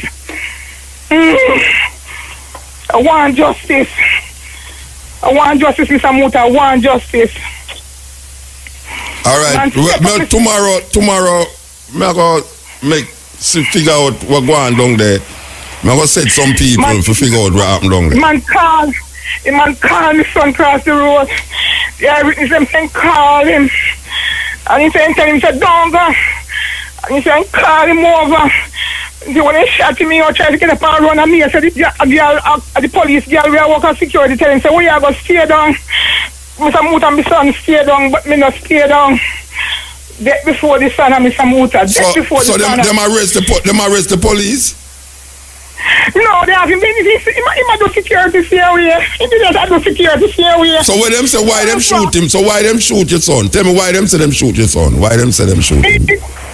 Really call me, Mr. Muta. Me can't send the voicemail to my daughter play you. Yeah, no. He said he attack him. Oh. He attack him and he then get a call say and he attack him. He said get a call, police get a call, and then the police the same place on his side come across the road and call me son because the man have problem the night before and shoot him right in the stomach and he shot run to admit the shot fly to the arm to the stomach and go through the car and sticking at the car. A lot of people police are killed. Jesus Christ, God have mercy, and he just go like that because if it wasn't an eyewitness to tell me what going on, and the guys them call me the morning, he said don't make it go like that, they murder your son. Some with one son we have, some with now go so. Now go like that. Justice is a must to me. Justice is a must, master. Justice is a must. So I want to get it on that road because you won't company news me or say you won't company news at all. Policeman down there saying he might do security at night and he must sell juice a day. Can't go so, Mr. Muta. I can't go so. Yeah. You can't go so. Alright, we're going to try to check it out. We're going to check it out tomorrow. We're going to check it out tomorrow. Before the son, Mr. Muta, God bless you. Alright, give thanks. Before the son. Yeah, sorry for hear about that, you know. We're going to check it out, though. Definitely, we're going to check it out. We're going to check it out. Mr. Muta, thank you. Yeah, alright. Thank you. Where you call from? Tell me, where in America you calling from? I'm not calling from America. I'm calling from St. Martin. St. Martin, alright. Okay. Mr. Muta, thank you. Thank you, because only your program could have woken up like this, and thank you so much. Yeah, man, give thanks. You know, yeah. I was there 2 months ago, and I was listening to your program, you know. Yeah. And all of that, when you were saying that, you know, people are now, these days, before they help them take pictures, and they must put on their cell phone and help. Help people, you know, and I was... Yes, man, I listened to your program and I said, your program I could get on tonight. All right. Just in my first challenge. Jesus. Okay, Ari. Wow. And the demo was there. 4 minutes to 1 o'clock. The lady agreed for her one son. Could have deal. Everybody who in the studio here with me tomorrow, I have to go figure out this thing, find out about this. She said it's not coming on the newspaper. That is amazing. She said it's not coming on the newspaper. But we're going to find out, you know. You could have deal, we're going to find out about it. If you send Shamara go down and Negril, we're going to find out about it. Okay. Yeah. Yel Muta, very, very sad. Boy, I tell you what's that. I tell you, Muta. Sit down here, so I don't even know what to do more than I feel right down what you say. I tell you. Yeah, man. I hear it in advice, man. Investigate. No, we're going to find it out. We're going to find out exactly what's going on down there. Believe you me. Yeah, man. But you notice, the other workers, you know, that there was a problem between the person who shoot him and things. The workers tell him, don't go over there when the brother who shoot him called him over there. Tell him, don't go over there. And him go over there. People over there. You know the sickles are going on and things and the workers. Well, we have to go find out. We have to find out what's going on. We have to go find it out. You know, it's just a pity him never take the advice. And don't go over there. Workers, because them realize what's going on. That's why them tell him don't go over there. Yeah, because the brother have gun. And him could have stone and the brother have gun. Yeah, yes, you know what I mean? Don't go over there. And then it just remind me, I was reading in one of Jamaica news about a day or two ago where them are one of 3 men arrested for some contract killing, and them kill the wrong man too in Jamaica. Yeah. One of them is a police. Well, we know for years. Contract. Some rogue police contract killing. People, contract. Of course, and put gun upon the people. Them. Of course. Yes. But you know the interest is not all police bad. We know that. But most of them bad. To me, most of them bad. Anyway, you know, it's the brethren I want to get back. The brethren now we have the whole heap thing about. I don't know if you did hear the brethren the Kane thing. Yes, that's the next thing when we are coming from. Him have 5 acres. Where I'm from, Corn Peace in Clarendon. Yeah, you know, I really want to call him back. You know, it's Corn Peace, Lionel Town, just near Lionel because Town. I want to call him back because I want him to go a doctor. 5 acres, man. Yeah, but I want to call him back because I think some need to go a doctor. Yes, because I'm talking about Rasta, no go a doctor and all him somewhere. Him don't go. Say my Rasta. Doctor because him is Rasta. Yeah, and him I use garlic and herbs in him head. And after him don't tell me, you know, I start to feel sad about it. Because I'm telling about one thing, and then him go tell me no, put on a tight socks. And then him start to tell me about something wrong with him foot, something juke him in him foot. And you know, it's like it's obviously something wrong with him, you know. But him sick, man. I need to figure it out. You have 5 acres of thing, and but I still say had his own doctor. Yeah, no, but what you know, is the jingle might depend on now if you go get money, you know, jingle. Yes, so I'm glad you had to educate him. Ignorance is a terrible thing. Well, I mean, I tell you, ignorance hurt me. But you see, when me hear him talk, it hurt me, you know. It hurt me. Me feel pain when me hear him talk. Because me know, say, it's a total ignorance. And that ignorance, me feel a pain, a certain pain in me. Because when him start out, me kind of say, but wait, what is this brother here? But when me start to hear the plight where I go through now, and when we realize it, in him head, him kind of look like it's not too right in him head. And we realize him need help, Rasta. Him need help. Man, he's sick man. Sick physically and mentally, yeah. You know, there's a problem, and you know, I really applaud. Because it's well overdue that a man like Winston Rodney, Burning Spear, get a achievement in his lifetime. Because you know one of the things that really hurt me, OD, you know, I think he will get OG or OD, you know. Yes, you know, some years ago they had some so-called talk symposium about Marcus Garvey at Liberty Hall, Marcus Garvey's place at 76 King Street there in Kingston, and. You know, them had some European artists, them, I think Albert Rose was one of them and some others, talking about Marcus Garvey and thing. And Winston Rodney, the Burning Spear, the man who more than any other reggae artist. Yeah, bring to light Marcus Garvey's work in his song, was not invited. That when I wrote to the female who in charge at Liberty Hall, I said, how can you be having a symposium talking about Marcus Garvey? In terms of singers, artists, and have Europeans coming into Marcus Garvey place. Is defiling that I have Winston Rodney, the Burning Spear. Is this kind of slave mentality? But I just speak of that. You never answer me. I just speak of that. Did you hear Radical answer to Coxon? Yes, man, but the answer is a non-answer because hear what happened now. No, yeah. Him says only one. Him say lie, they tell a lot of lies and ray. No, alright, wait. But he will only deal with one. The thing about being Godfather of reggae in the UK. But here's the thing now. Two things. He couldn't answer the other things that he said were lies because what lie he said was true. Hold on. The one that he chose, the one that he chose about Godfather. Lie is right, and I'm gonna tell you why. The female presenter asked David Radigan, how does it feel to be the Godfather of reggae in the UK? Radigan's answer was he felt honored.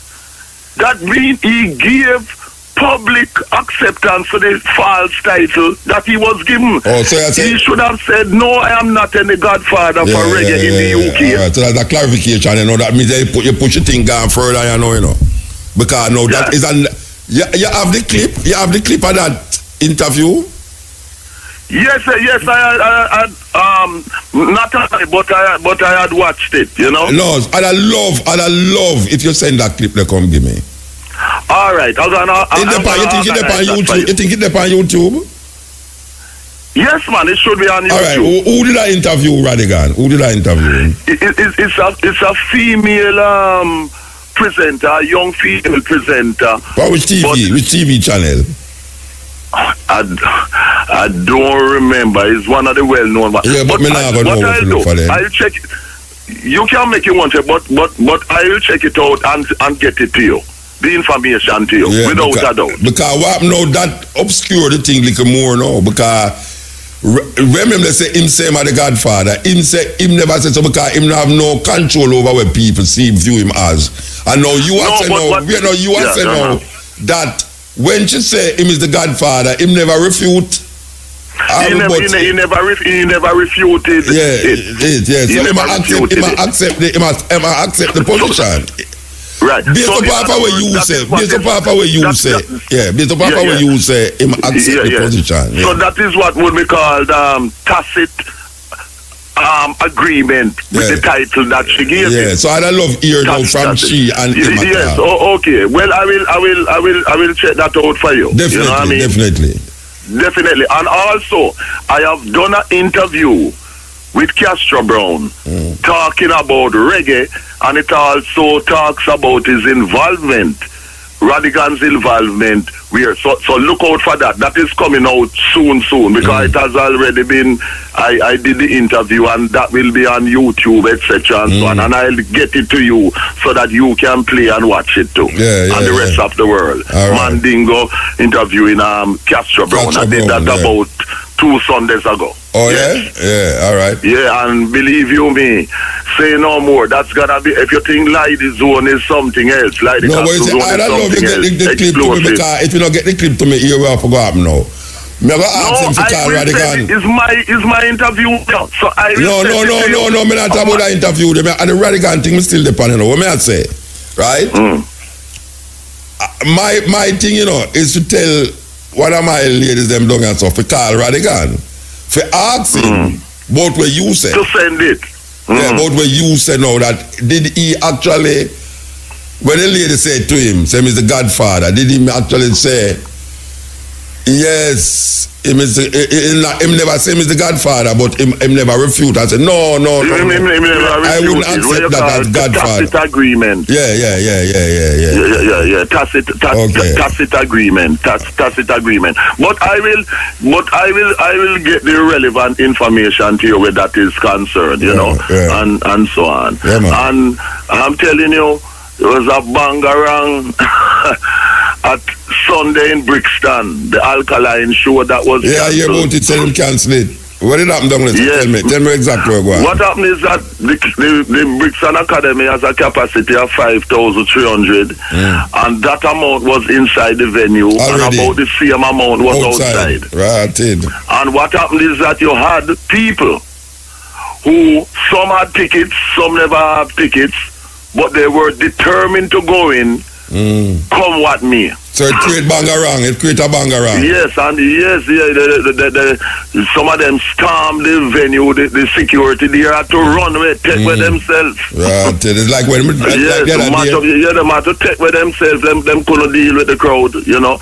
Of those youths who said, males and females who say, we are going to taking the show. So him did perform any at all?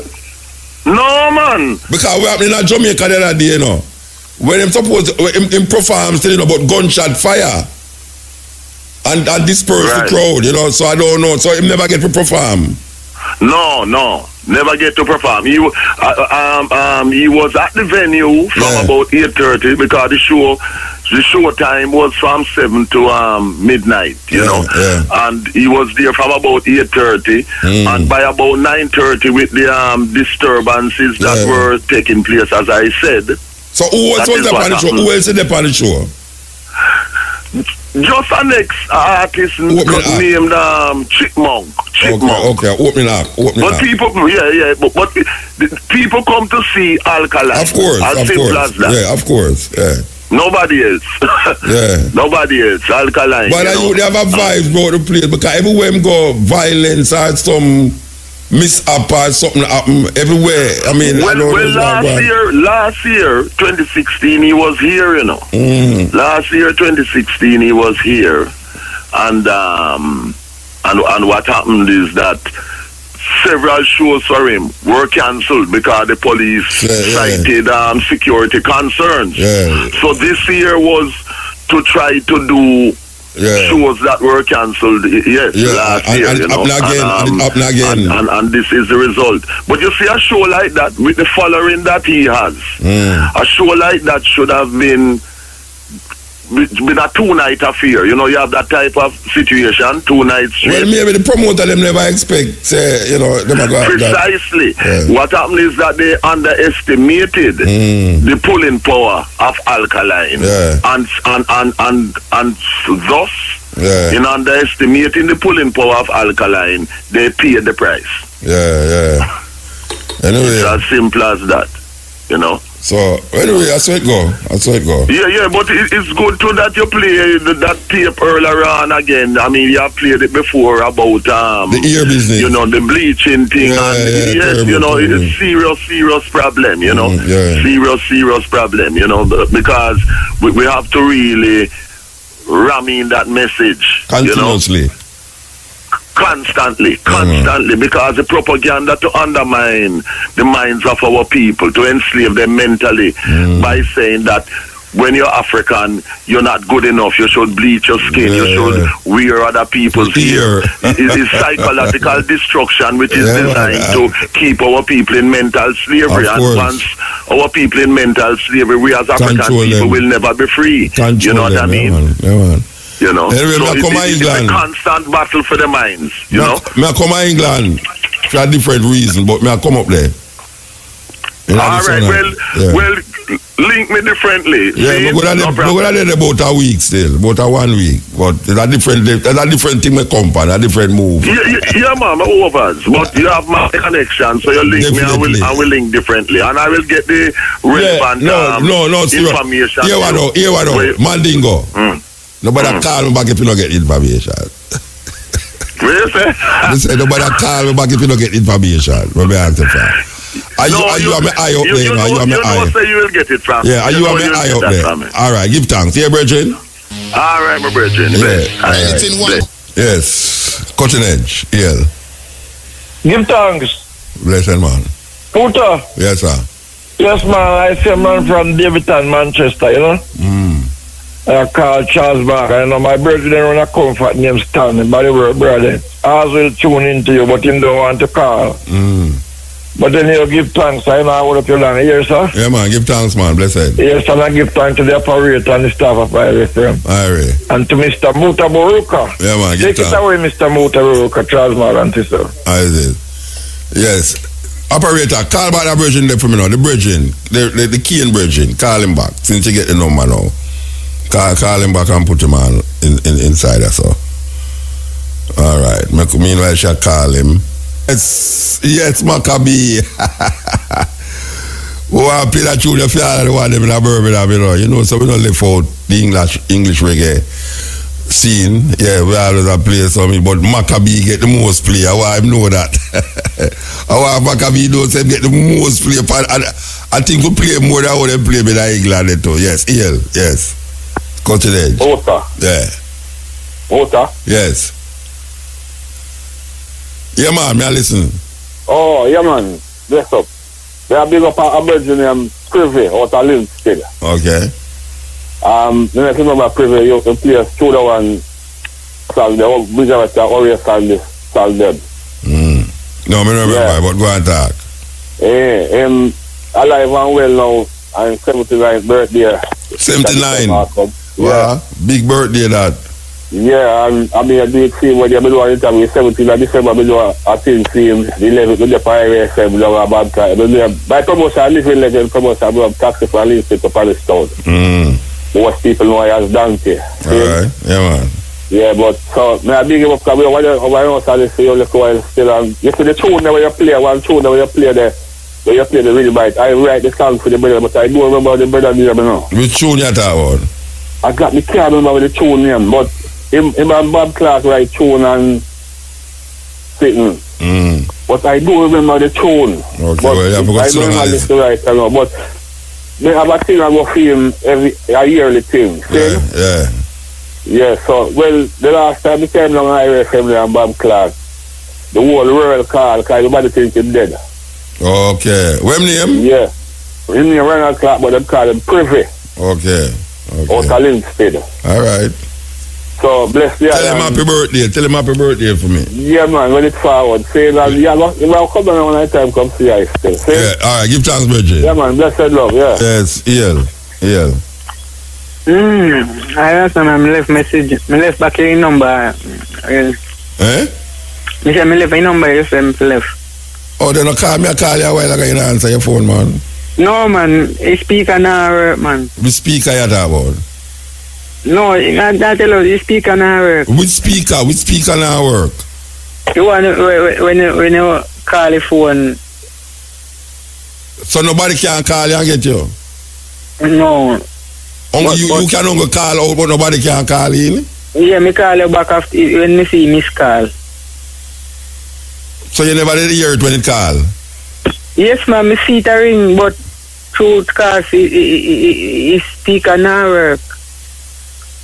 Me just call you back. Wait, Bridget, I joke out this thing here. What you mean your speaker now work? Which speaker? From my speaker. The speaker in the phone or the speaker in the radio? A speaker when you put it on the loudspeaker, you hear it. Yeah, but when you put it on loudspeaker for you to listen to it in your ears? No, man, me not have it on loudspeaker. Alright, you want me to want to call you back for now. The cane what you say you have. Yeah. Maybe me can get some man who make cane juice to come buy some of your cane, you know. Bingo, man. Eh? Yeah, man, would I love that. How much a ton you sell it for? Or you sell it by the bungle, or the bungle, or come in no cane juice man sell it by, or the bungle, how much a bungle you sell it for? You know, say, a 15 bills a bungle. $15 a bungle? Alright. And which part you there? Which part you say you there? Castle Peace, Clarendon. How would them find that?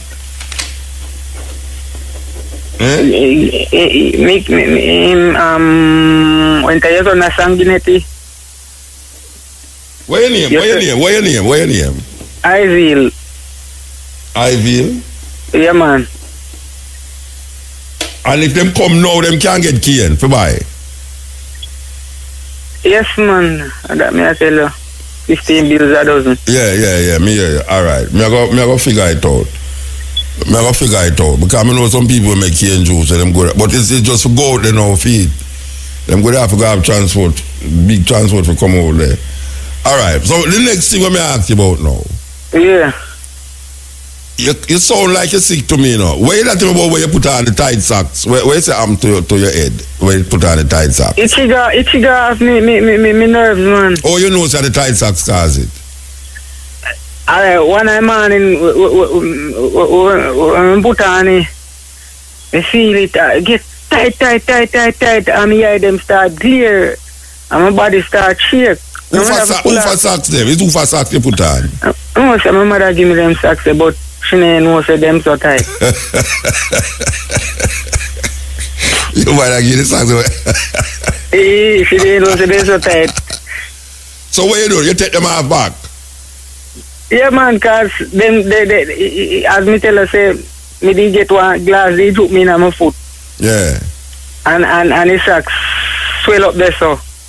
The socks swell it up? The socks swell it up? Or the glass, is the juke swell up your foot or the sock swell up your foot? No, the glass, glass juke me. How long ago that happened? Glass where juke me? Yeah, how long ago? A long time. And did I work a glass. And it not get better yet? No, it not get better because nerves gone. Alright, you know, so you have diabetes though. Diabetes, me not drink sugar nor them salt nor them things, man. Me can't have diabetes. You know, why man, listen to me now, man. Yeah. You have a cut on your foot. Which part of your foot the cut there? No, man. A glass, he stabbed me. Yeah, which part of your foot it stabbed you? Which part of your foot it there? Near Kundong to me heel. Brethren. Yeah. I don't know your mind or what, but even me I tell you say no, brethren. Because you look like you're sick with a whole heap of thing. Foot, you're sick with your head. You know, alright, here's what you need to do now. No, man, I'm not sick in the head, man. Yeah, man, they don't say stop me the splinter in your head. My good man, I can't jam about it, no, man. I Rastafari, I say, man, Empire, they say last year, Africa, I say straight, man. What are we talking about, mad, man? You me say you're mad? Wait, I never say you're mad. Where I say? You hear me say you're mad? No, I say, look like that brother, I'm mad, man. No, when you hear me say that? That's me. That's just say. Yeah, me just say you look like you're mad. I said look like you're sick. Yeah. Yeah, that means because you tell me say something like your head, where some break up something like your head, or like you tell me. I'm a brain when I get chat, man. Some chippy. That me I tell you say you're sick. What you have to about mad? Me never have to about your mad rest. You me have to tell you now. That's not sick, man. That's not a doctor. Doctor, give me some idea. I can't talk to you. Me can't help me. I try help you. You don't talk to me. Me don't talk to me. You want me know why you're nothing from you because me I try help you. And you talk to me rat and go a doctor, rat and all this. So you don't want to help. You don't want to help. No, me got that. Stay there with your ganja. Listen, stay there and go with your ganja. Look, I'm not listen to you again, man. Me don't talk to you, Bridget. Me don't talk to you. Because me I try everybody. We Mutabaruka, rat and go a doctor, you know. Still a side straight. All right, you know. Still a side straight. We'll make. Believe in us, still a side. I make him help you with the sore where you have on your foot for much years now, and it can't get better. All right. I try help you, no, brethren. I don't fight. You help me, I try help you. And as a matter of fact, since you tell me, say, me I tell you mad, listen now. If you sit down there and I talk about your Rasta and Selassie and this and that, and you know go seek a physician, then really and truly maybe you're really mad for you. I just that me I tell you. But Rasta no go a doctor and all them something there. If you sit down there with your foot and socks tight up on your head and brains this and that. And me I tell you about doctor, you tell me, say, we Muta deal with Rasta, Muta no go a doctor, who are Selassie straight, Africa straight, alright? Sit down there and talk about Africa and Selassie and get you better, get your foot better, and get your head better, alright, we're gone. I cut the tune a while ago for talk to this brethren now.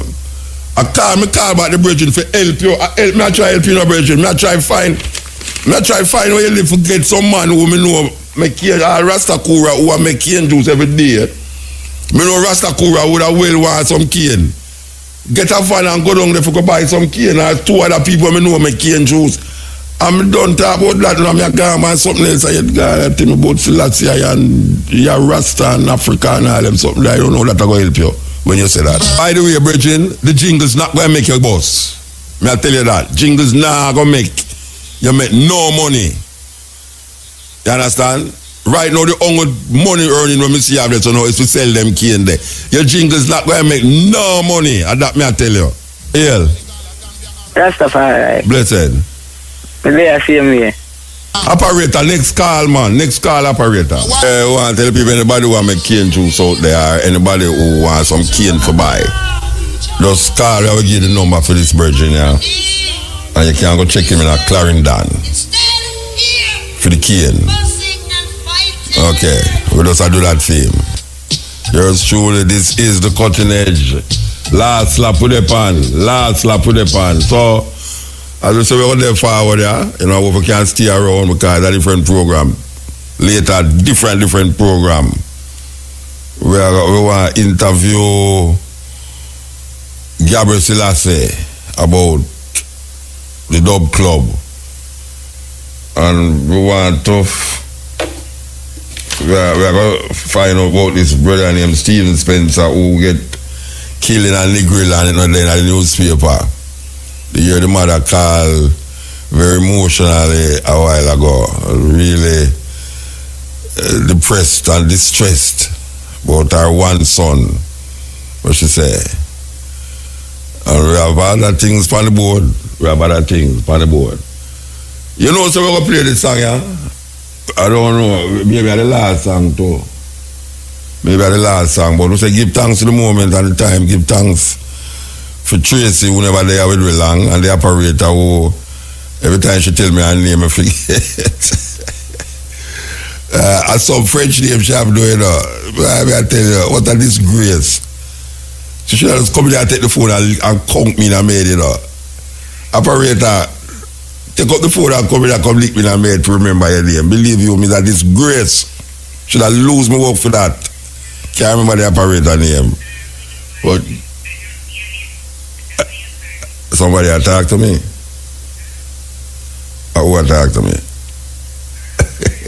Yeah, that's why I go out of the studio, yeah. Over there, go out of the studio, the operator, we get somebody attack to me. All right, I'm a conscience. So, we want to play this tune now. We want to play this tune now. Believe you me, it's the operator. You know, say, me take up the phone a while ago. Because I don't see no light in the phone. I just sound like the brother on the phone.